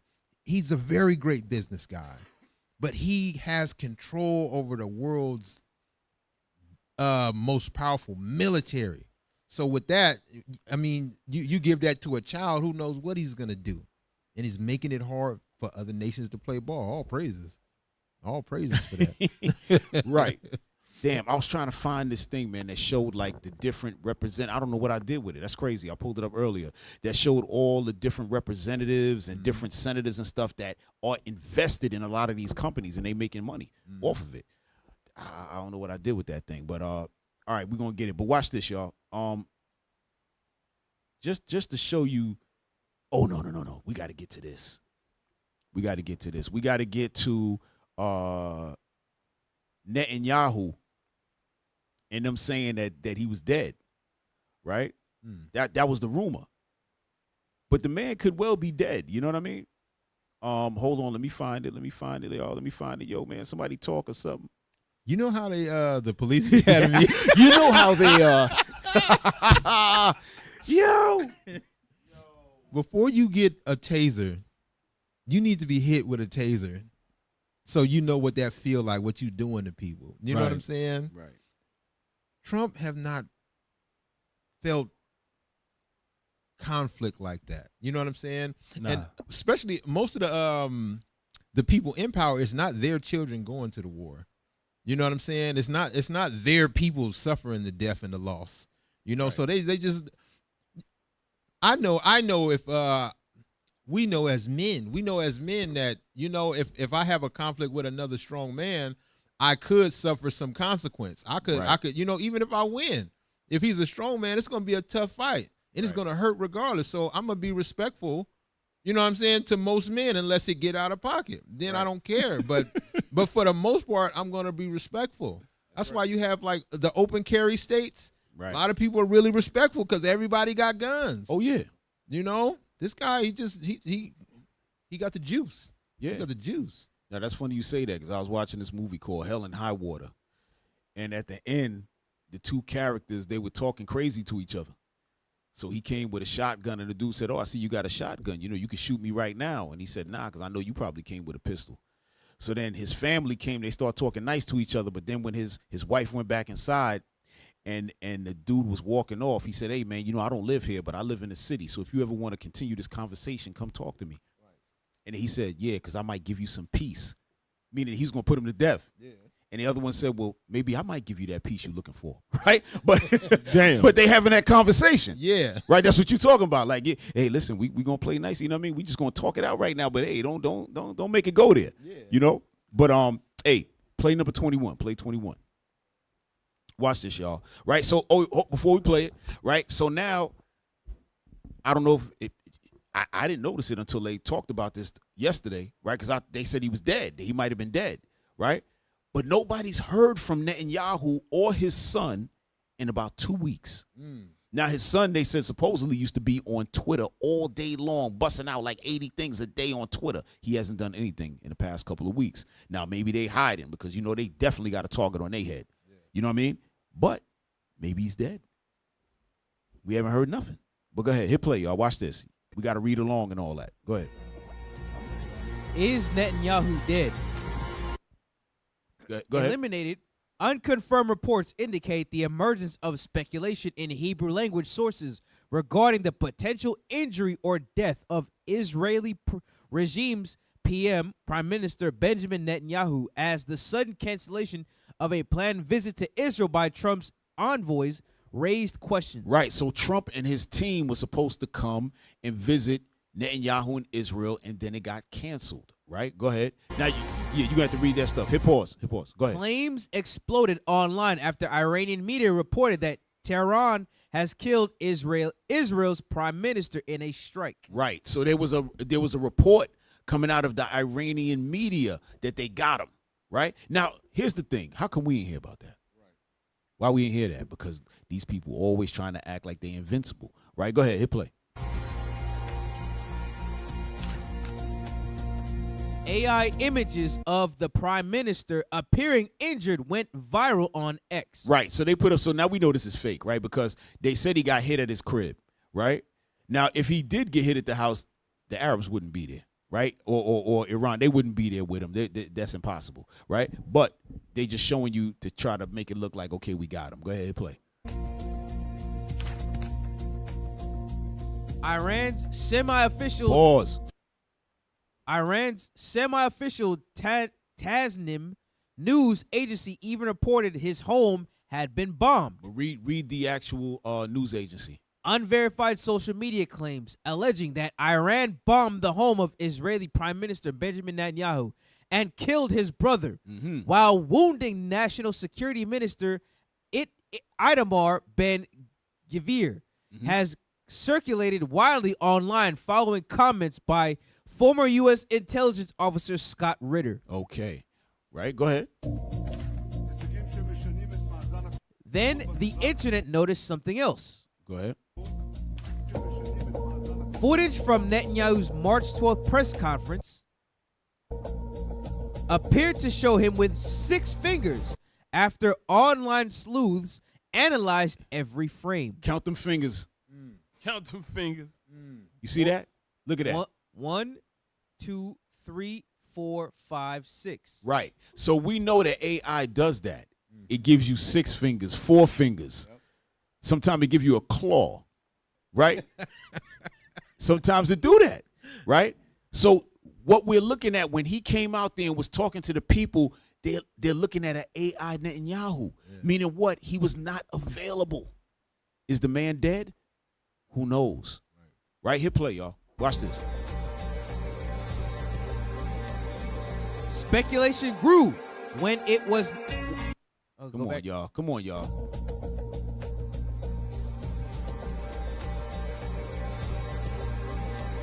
Speculation grew when it was noticed that Netanyahu's son, Yair,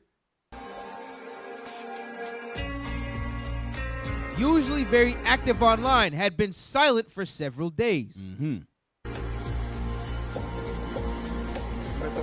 Then, on March 15th, Netanyahu's X account posted a video of the prime minister in a cafe. So pause. So here it is. It's wartime, right? And now Netanyahu's just, went to a cafe to get some coffee, right? And he's moving around. Hey, I just want to grab some coffee while we're at war, right? Think about this. Hit play.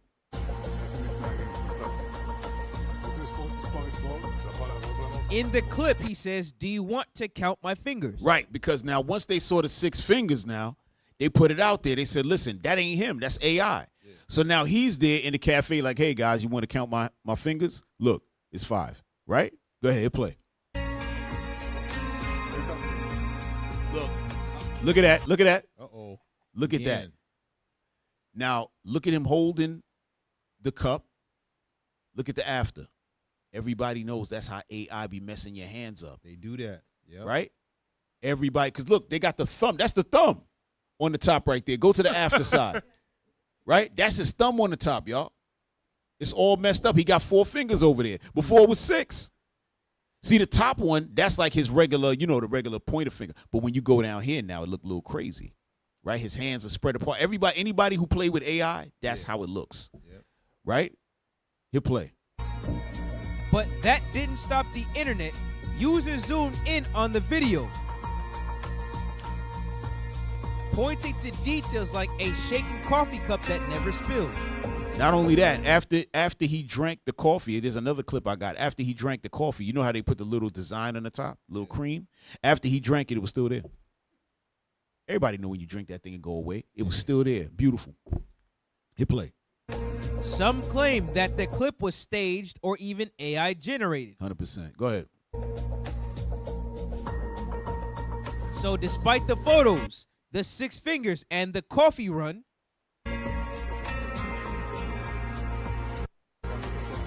the same questions keep popping up. What I want to show y'all, right?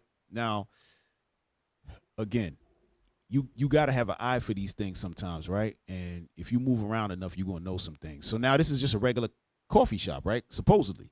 Now, they said the only coffee shop in Israel right now is shut down. They do have a coffee shop, like they said, is shut down right now. But being a prime minister, clearly, if they had to open it, they would open it. If he had to, listen, open that because we got to show that I'm alive, whatever, they would open it.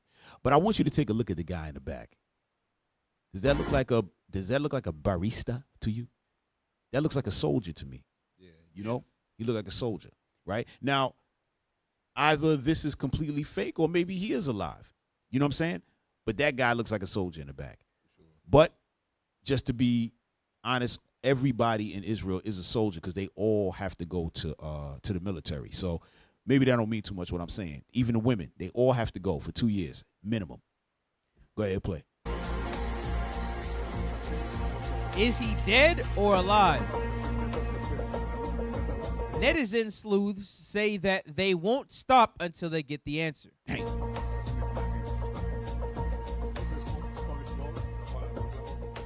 Come on. What we looking at, y'all? Y'all see this? Yeah, that's crazy. This is when the scriptures talk about and knowledge was increased. Yeah. You know what I'm saying? This is what we're dealing with now. Yep. We don't even know what's real and what's fake anymore, man. Yeah. We don't know if a man is alive, dead, nothing. They got much games going on. Mm-hmm. If he is alive, then he's hiding clearly, right? Because he knows they want him. What do you think Iran is doing all this for? They want him, man. Remember when we went last week and we were talking about how they let go of the black back in the 70s, they let go of the black hostages and the women. And then the United States was like, no, why don't you let all the Americans go? They said, no, we want Shah. We want the Shah of Iran. You got to bring the Shah back here. They said, oh, he's sick. They said, no, we got hospitals here. Oh, but no. We good. Just bring him back and we're going to let everybody go. That's how they are. They going for that man. So he went and hid, and he probably got AI popping up. He's probably alive. Who knows? Yeah. He's probably alive in some bunker that's 1,000 feet below. You know what I mean? Go ahead, y'all. They're probably scared. Hell yeah, he's scared. Right. Right. Go ahead, y'all. Y'all can come on ahead. Yeah. What I like. You can talk. You ain't got to. You know. How they say what is it? Isaiah 9. It talks about like most wars are with confused noise, right? And blood. This one is it's still confusion going on, but it's gonna be a nuclear fire at the end. You see how it's playing out, man. Yeah, you can't make it up, bro. Man, you can't make it up. Hey, give me Jeremiah 16, man. See, the thing about it is Netanyahu and the rest of the Edomites, they want to get used to going bunker style, right? No, the Lord has everything worked out, y'all. Give me 16 and give me 15. 16, 15. Jeremiah chapter 16 and verse 15. But the Lord liveth, that brought up the children of Israel from the land of the north, and from all the lands whither he hath driven them. And I will bring them again into their land that I gave unto their fathers. Right, so this is when the Lord bring us back. When the Lord returned and we coming back now we on that mission. Right? When the Lord said, when he goes to Basra, start stomping out Esau, said, I don't want nobody with me. Then he going to bring us in to go handle some business. Read 16. Behold, I will send forth many fishers, saith the Lord, and they shall fish them. Go ahead. And after will I send for many hunters. You heard that? First we got fishermen. Then he said, I'm going to turn them into hunters. And then we're going to be hunting. Go ahead. And they shall hunt them from every mountain. Go ahead. And from every hill. Go ahead. Out of the holes of the rock. Right. Out of all of them bunkers and all where y'all at? No. No. When we get full power, we're gonna be just digging with one hand like this is you, not yeah, all that. We just gonna pull that off the hinges and run down up in there and pull y'all up out of there. Come on, man. Yo, read that next one because I love it. Verse 17. For mine eyes are upon all their ways. They are not hid from my face, neither is their iniquity hid from mine eyes. Read that next one.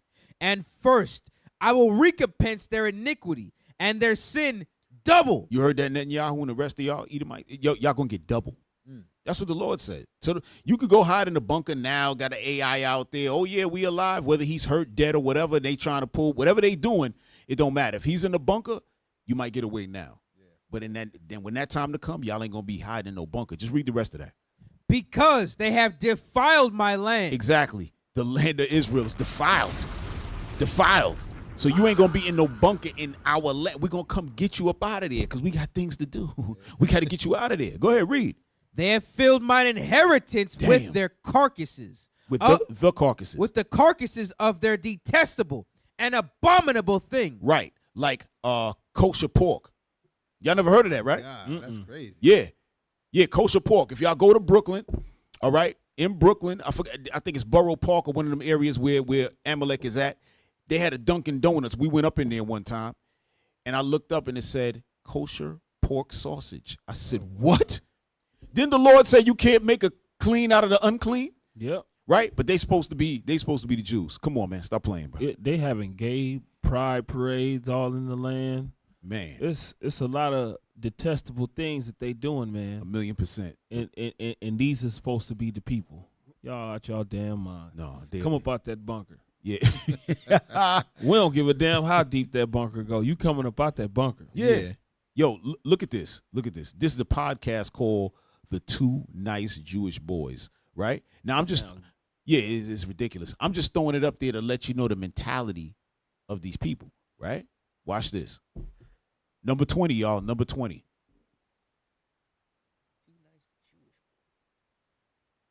Two nice Jewish boys.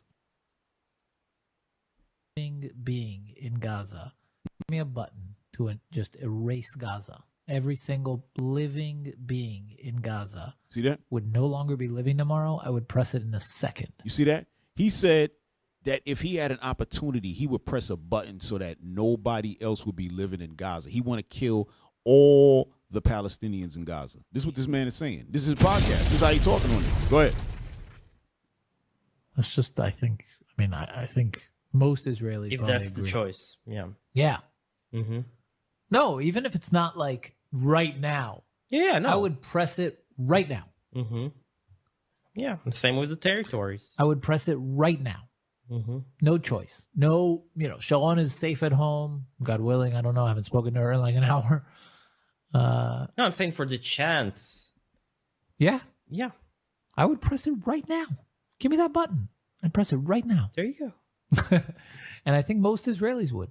Yeah. He's right. He's right. Most of them would, right? And I think in their mind, they're probably trying to figure out, how come we just don't drop a nuke on Iran? Who's going to do anything about it? Right? Because when you think about it, who would do something about it? Nobody. But the thing is, they don't understand it's the Lord that's controlling all of that. That's why they haven't done it. If the Lord had let loose the reins on them, they would do it right now. Right now, today. See what he's saying? 100%. I believe everything he's saying. Me too. Hit play. Jewish They wouldn't post. They wouldn't talk about it like I am. They wouldn't post. They wouldn't say I pressed it. Yeah, but they would. They don't have balls of steel like you. They would, but they would press it. Right? Like if they were in a closet alone, they would. They wouldn't even hesitate. His balls is cottonelle, man. Hey yo, talking about he got balls of steel, man. A little cotton in the medicine. Yeah, get out of here, man. We're gonna smack him, and then he's gonna try to do Krav Maga and get beat up. Nobody worrying about that Krav, man. Get your punk ass out of here. That Krav. Yeah, we smack him. He start doing it again. Try it again. I'll murderize you. He's like, wait, you got to throw it like this so I can. Yo, hey, bring back up video number 11, y'all. Bring up video number 11. We were looking at it before, but I want y'all to go to 21:30. All right, start a little bit before 21 minutes and 30 seconds. Look at what one of the Iranian leaders said right here. Watch this, y'all. And don't think this is far-fetched either. Watch this.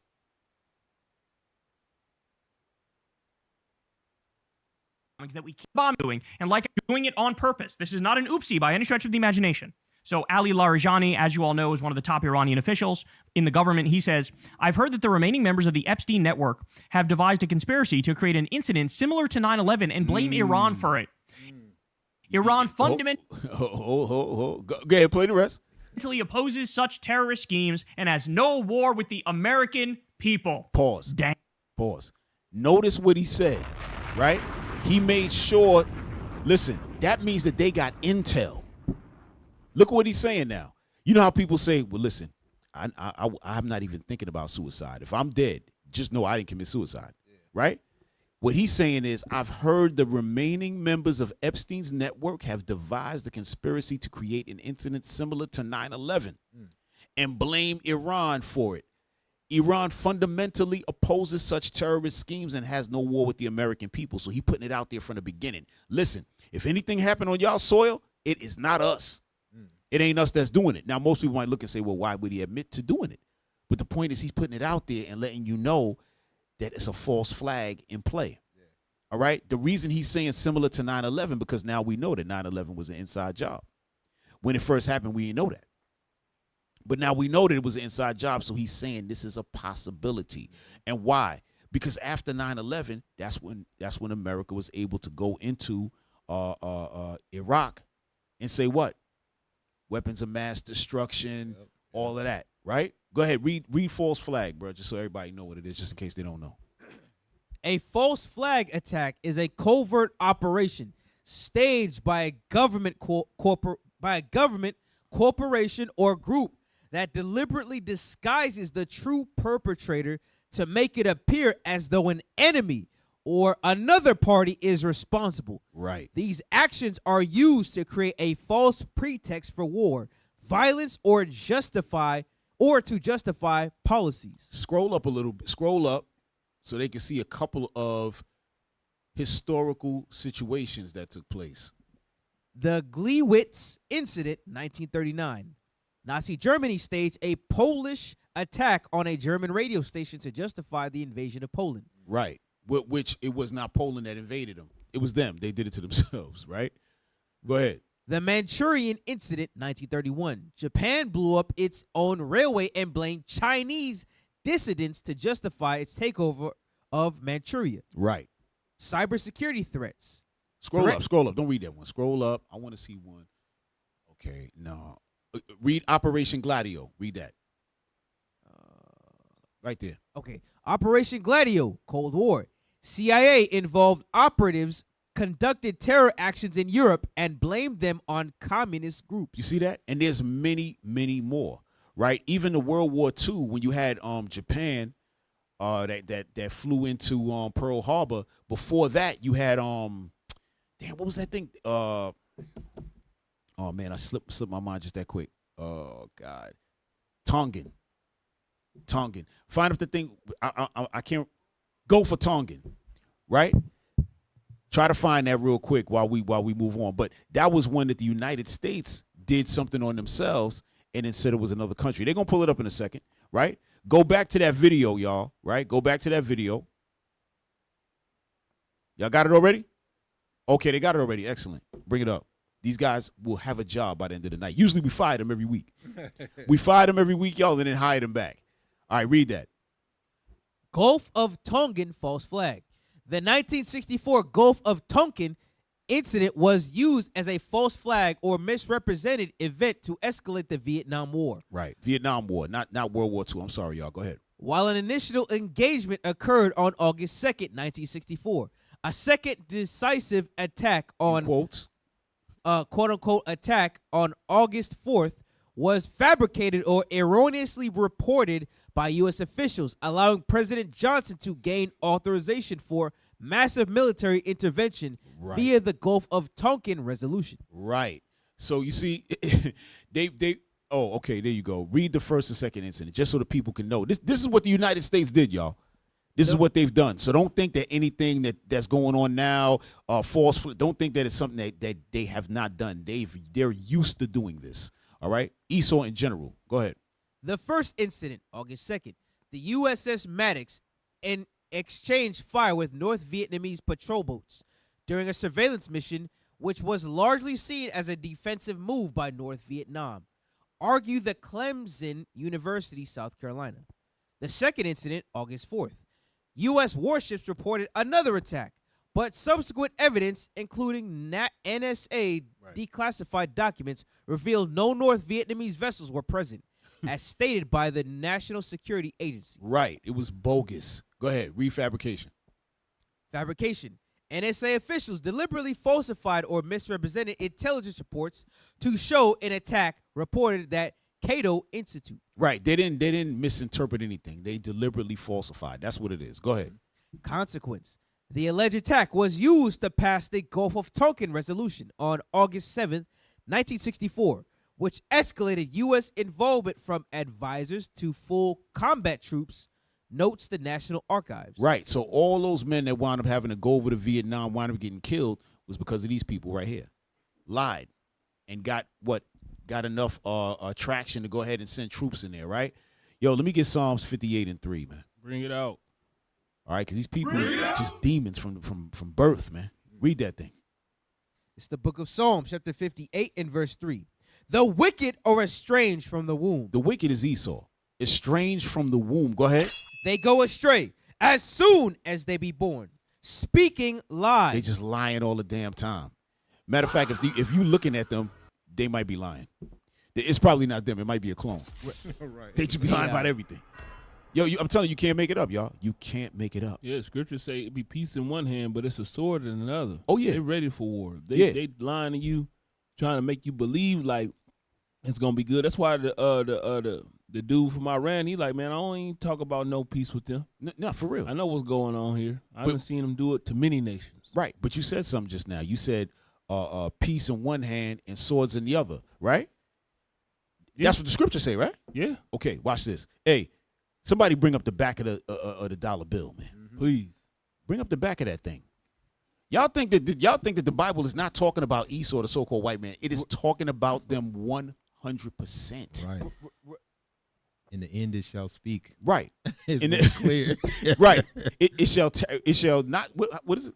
I messed it up. Yeah, it said, though it tarry, wait for Yes. it. Right. Y'all got that? Close in on that eagle, man. The eagle is Esau. Close in. Can y'all zoom in? Zoom in. All I gotta use the word zoom. Let us see the feet. They went out. They zoomed out. They zoomed all the way out. That's why it worked. Right. So that's it right there. Yo, get that scripture though. Get that scripture. Look at that. Yes. They literally listen, y'all. They don't know what they doing. They programmed. Right. Trust me. If they wasn't, they would go the opposite of what the Bible's saying. Yeah. They can't help it because they programmed. The Lord had to let them, you know. How can I say realize the prophecy so that we'll know who they are. Mm-hmm. We need to see these clues. That's how come we know we the Israelites from Deuteronomy 28, right? 33 and Deuteronomy 33. We know these different scriptures, Genesis 49 and all of that. We put it together, and plus many other scriptures, right? So we're able to put it together. The Lord left those clues, and this is one clue He left for Esau. We don't care if y'all upset about that. Some people are upset about that. Go ahead.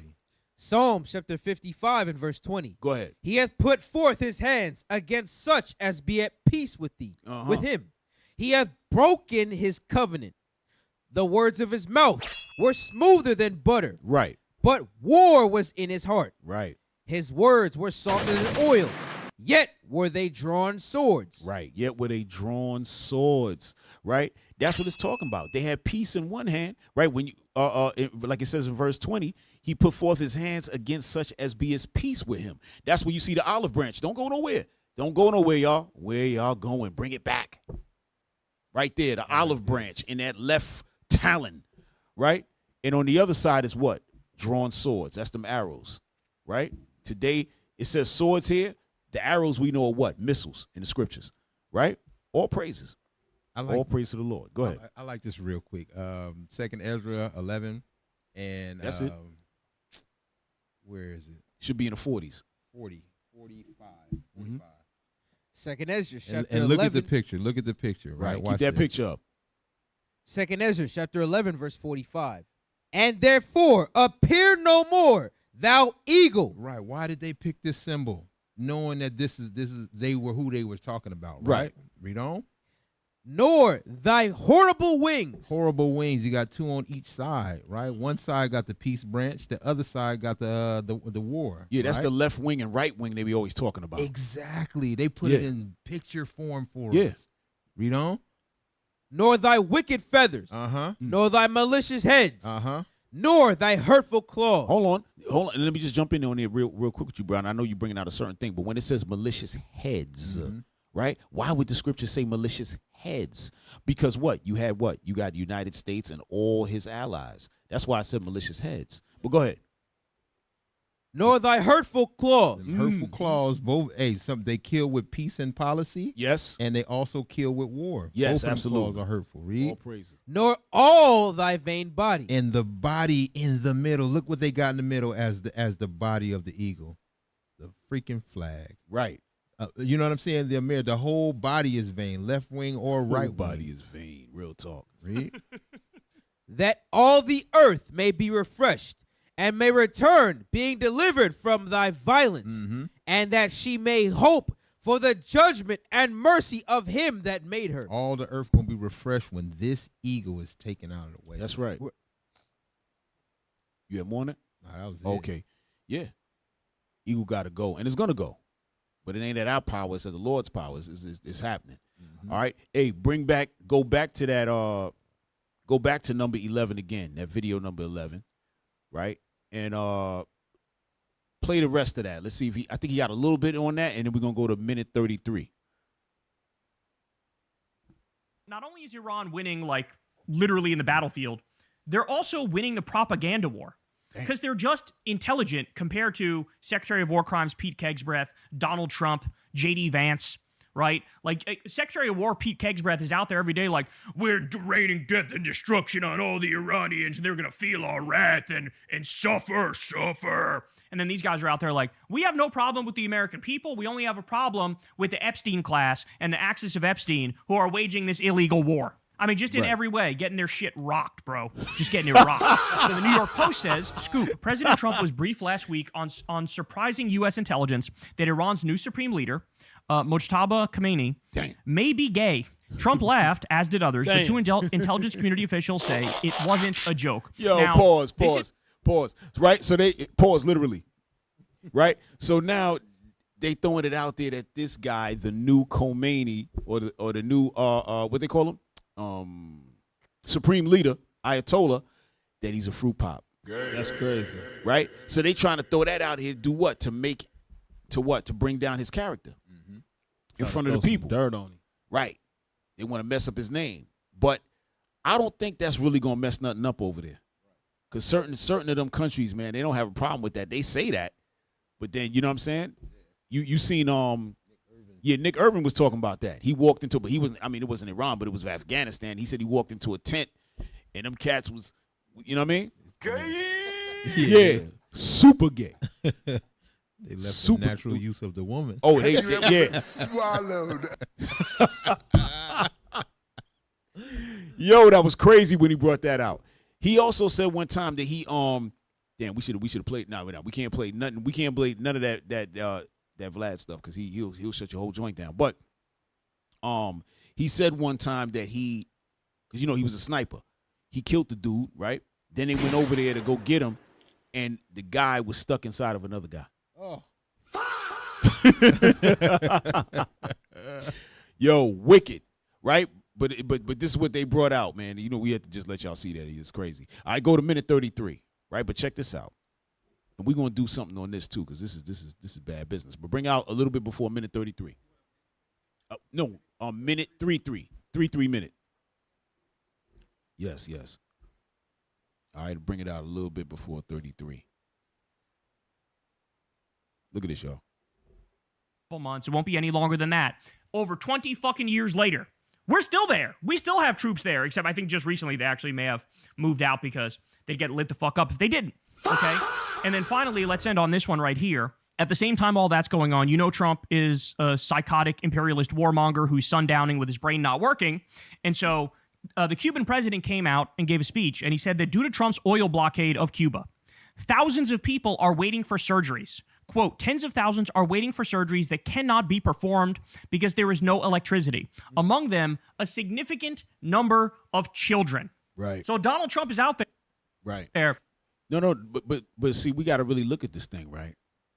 Now look what they did. They're trying to destroy Cuba to the point to where they can't even have operations, no electricity. Like, what are we doing? Not what are we doing, but this is what's happening, y'all. All right? This man is going throughout the whole world just going crazy. Yeah. And it ain't just him, obviously. It's all Esau, it's all Babylon. But that's why the Lord got to come back and deal with this. This is mayhem, bro. Yeah. Go ahead. Bragging about a medieval siege on Cuba, not only allowing in any oil, collapsing the economy, destroying the lives of civilians, and now people might die because they can't get their surgeries, and children might die because they can't get their surgeries. This is who this guy is. And again, he's bragging about this. He's bragging about this. So understand that. This is what we're dealing with. We're dealing with the criminal of all criminals. We're dealing with somebody who should have been locked up a long fucking time ago. Damn. And, you know, the disaster that he's leaving in his wake is fucking unparalleled. It's unparalleled. So there are your updates, guys. Like I said, everybody do me a favor. All right, we could drop that. We could drop that. And let me just show y'all. I know we coming to bring up number 10. Look at this, y'all. Right? Number 10. So now there's a country called Estonia, right? And their defense minister is going to talk about what's going on in the Strait of Hormuz and all of that, right? But y'all got to see it from different perspectives, right? Because now when we see it, we like, okay, we got Trump and his allies, but this is one of his so-called allies, right? Watch this. Now, again, why are we showing all of this? Because we showing how the scriptures are going to come to light, how NATO is going to turn on the United States, how all of the Arab nations are going to come together with Iran and turn on the United States. United States not going to have no friends by the time this is all over. I'm telling you. Go ahead, y'all. Why are we protecting countries that don't protect us? And I've always felt that was a weakness of NATO. We were going to protect them, but I always said when in need, they won't protect us. I think you might have that backwards. President Trump wants NATO countries to help in his fight against Iran, but his ask comes along with a threat, telling the Financial Times if there's no response or if there's a negative response, I think it'll be very bad for the future of NATO. Joining us, the Defense Minister of Estonia, Hanno Pevkur. Thank you so much for joining us, sir. Thank you very much for having me. What is the reaction to Donald Trump's threat to NATO that if you don't help, it'll be bad for the alliance? Well, first of all, I would like to say that Estonia has always been a very strong ally also to the United States. We've been together in Afghanistan. We've been together in Iraq. We've been together in the most toughest regions, like Helmand, for instance, and we've lost per capita the same amount of people and soldiers as the United States. So we've been, after 9/11, together with U.S., and definitely when one of the allies feels threatened or needs help, then of course all the allies will contribute to each other's security. Donald Trump is demanding that now the United States needs help, specifically in reopening the Strait of Hormuz. Should NATO help? Well, Strait of Hormuz is definitely an issue for all of us. It's not only the question of the United States and the farmers of the United States, which we clearly understand are affected by this.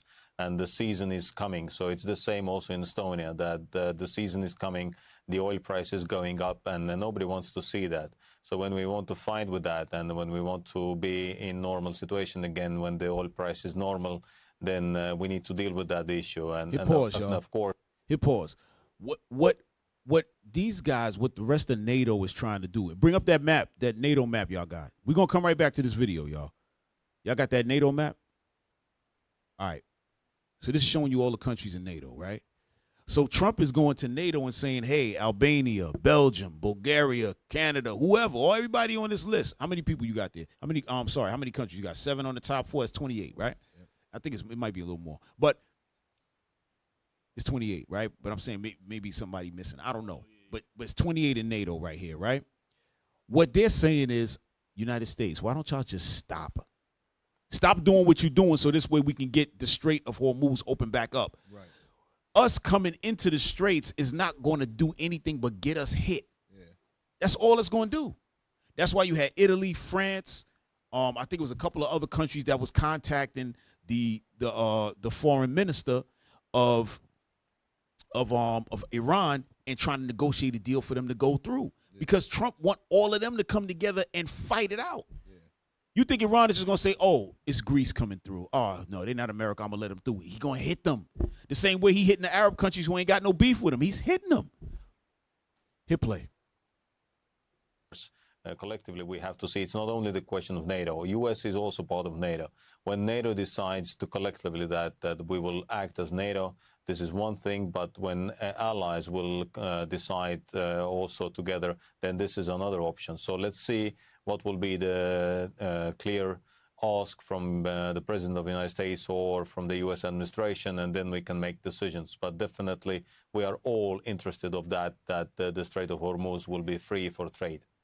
Some of the bigger countries within the alliance, the UK, Germany, et cetera, have said they have nothing to do with this. This is not something that they want to get involved with.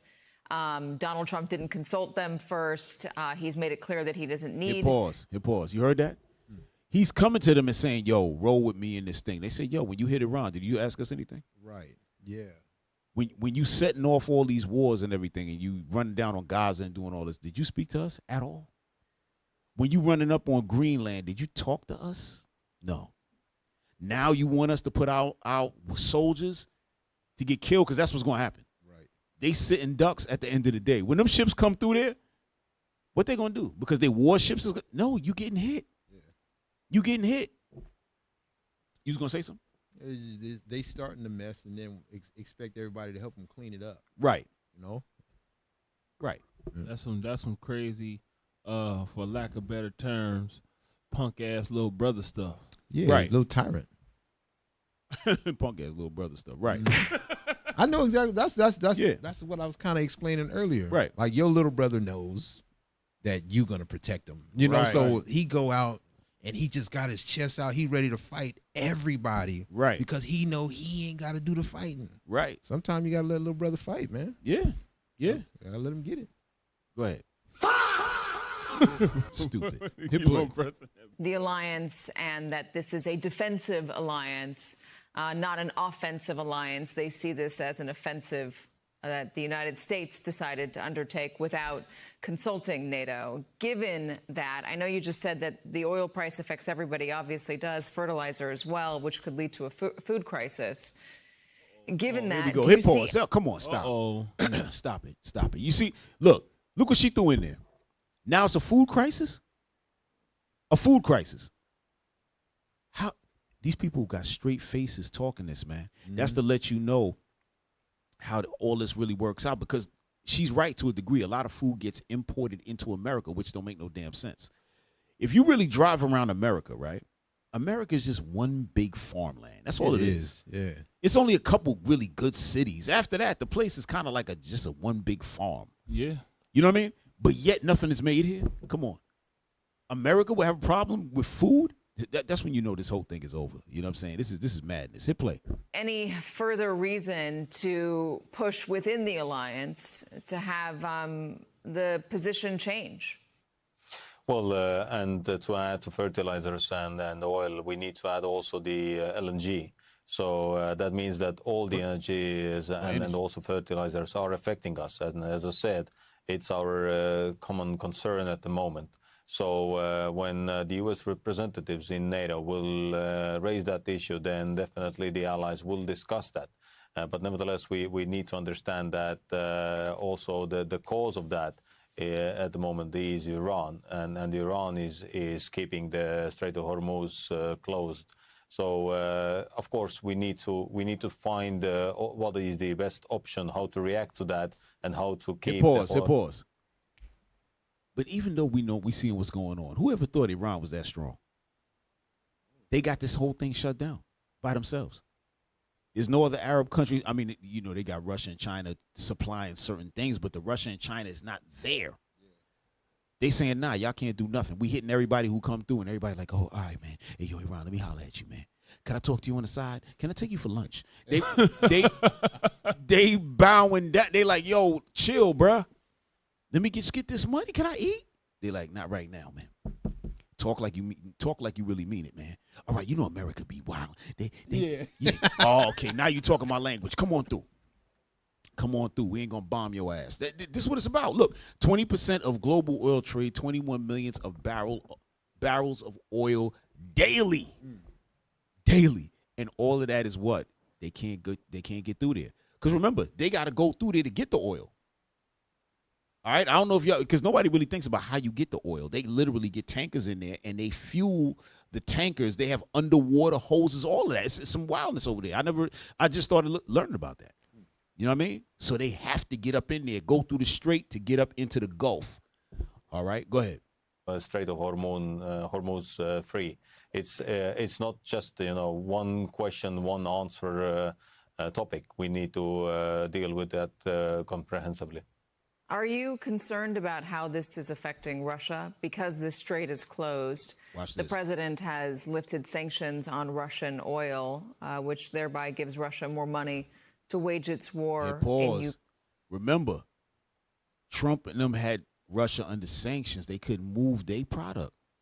But now, because other people can't get product, they're allowing them to go to Russia for the product. So now, Estonia, countries like this, they're now nervous, right? Watch this. Ukraine, does that make you worried about your country? Absolutely, and this has been also here in Washington one of my messages, that actually the one who is benefiting from this situation is actually Russia. They will have a lot of extra oxygen in their budget. Right. So they've calculated their budget in this year with the oil price of $40-50 per barrel. And now it's double, so definitely they will have a lot of new money coming into the budget, and they can conduct the war in Ukraine more freely. And definitely Russia is benefiting from this situation. So the sooner the situation in Middle East will be settled, the easier it is also for Ukraine. And to be honest, from our perspective, from the European perspective, the situation in Ukraine is still the most concerning one, and we need to handle also this situation, how to give Ukraine the best possible best possible option for the negotiations for the peace. All right. We good. But notice what he said. From our standpoint, the Ukraine is the most important thing. Why? Because they're all Edomites, right? They're all Edomites. They have to stop that because guess what? Russia's getting more oxygen, more power, more money, right? Listen, y'all, it's a lot going on. It's a lot going on, man. A lot going on. But, yo, we're going to shut it down there, y'all. We're going to shut it down there because we'll keep going. And we got to shut it down right there. But all praise to the Lord. You know what I'm saying? Great show. And don't forget about the Booster Club, all right?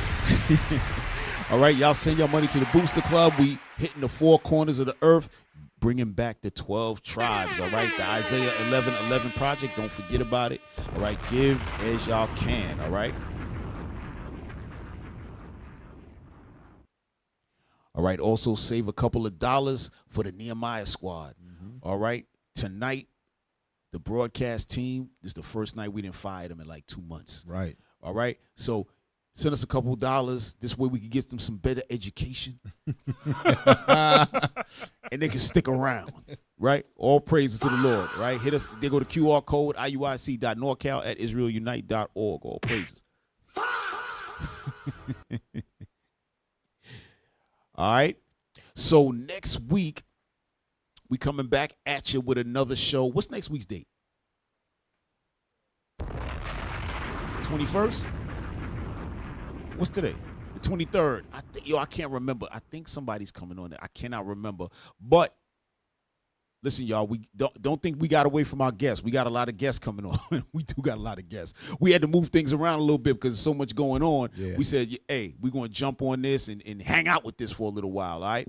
So I can't remember who's coming on, but y'all make sure y'all here Monday, 8:30 Pacific time, all right? Be here or be square. Remember that? Yeah. Yeah. All right. So, yo, Officer Shem, take us out, bro. I hope y'all don't choose to be square. Go ahead. Nehemiah chapter 13, verse 21. Then I testified against them and said unto them, why lodge ye about the wall? If ye do so again, I will lay hands on you. Hey, yo, if you do this thing again, we got to lay hands on you. If you think you're going to go out of the program of the Lord, guess what? He got to lay hands on you. If you don't donate right here to the Booster Club, then we got to lay hands on you. And guess what, Orange Man? Keep that BS up, man. The Lord going to lay hands on you. Hey, this is tonight's show. Thank y'all for tuning in. We are the Nehemiah Squad. We are your hosts. We got the mighty Captain Zakai. I'm Officer Shim. That's Officer Judah. And we out. All praises. Most High Christ bless y'all. Shalom. I need a script, I don't need your grievance. Keep it to yourself. It's better for my health. Leave it on the shelf. Ain't hearing nothing else. Tonight and tonight, knowing the price. Pay it off for my life. Till it's out with your lights. Do it all for the Christ. And he ain't playing nice. Knew the end from the start. Fix your face like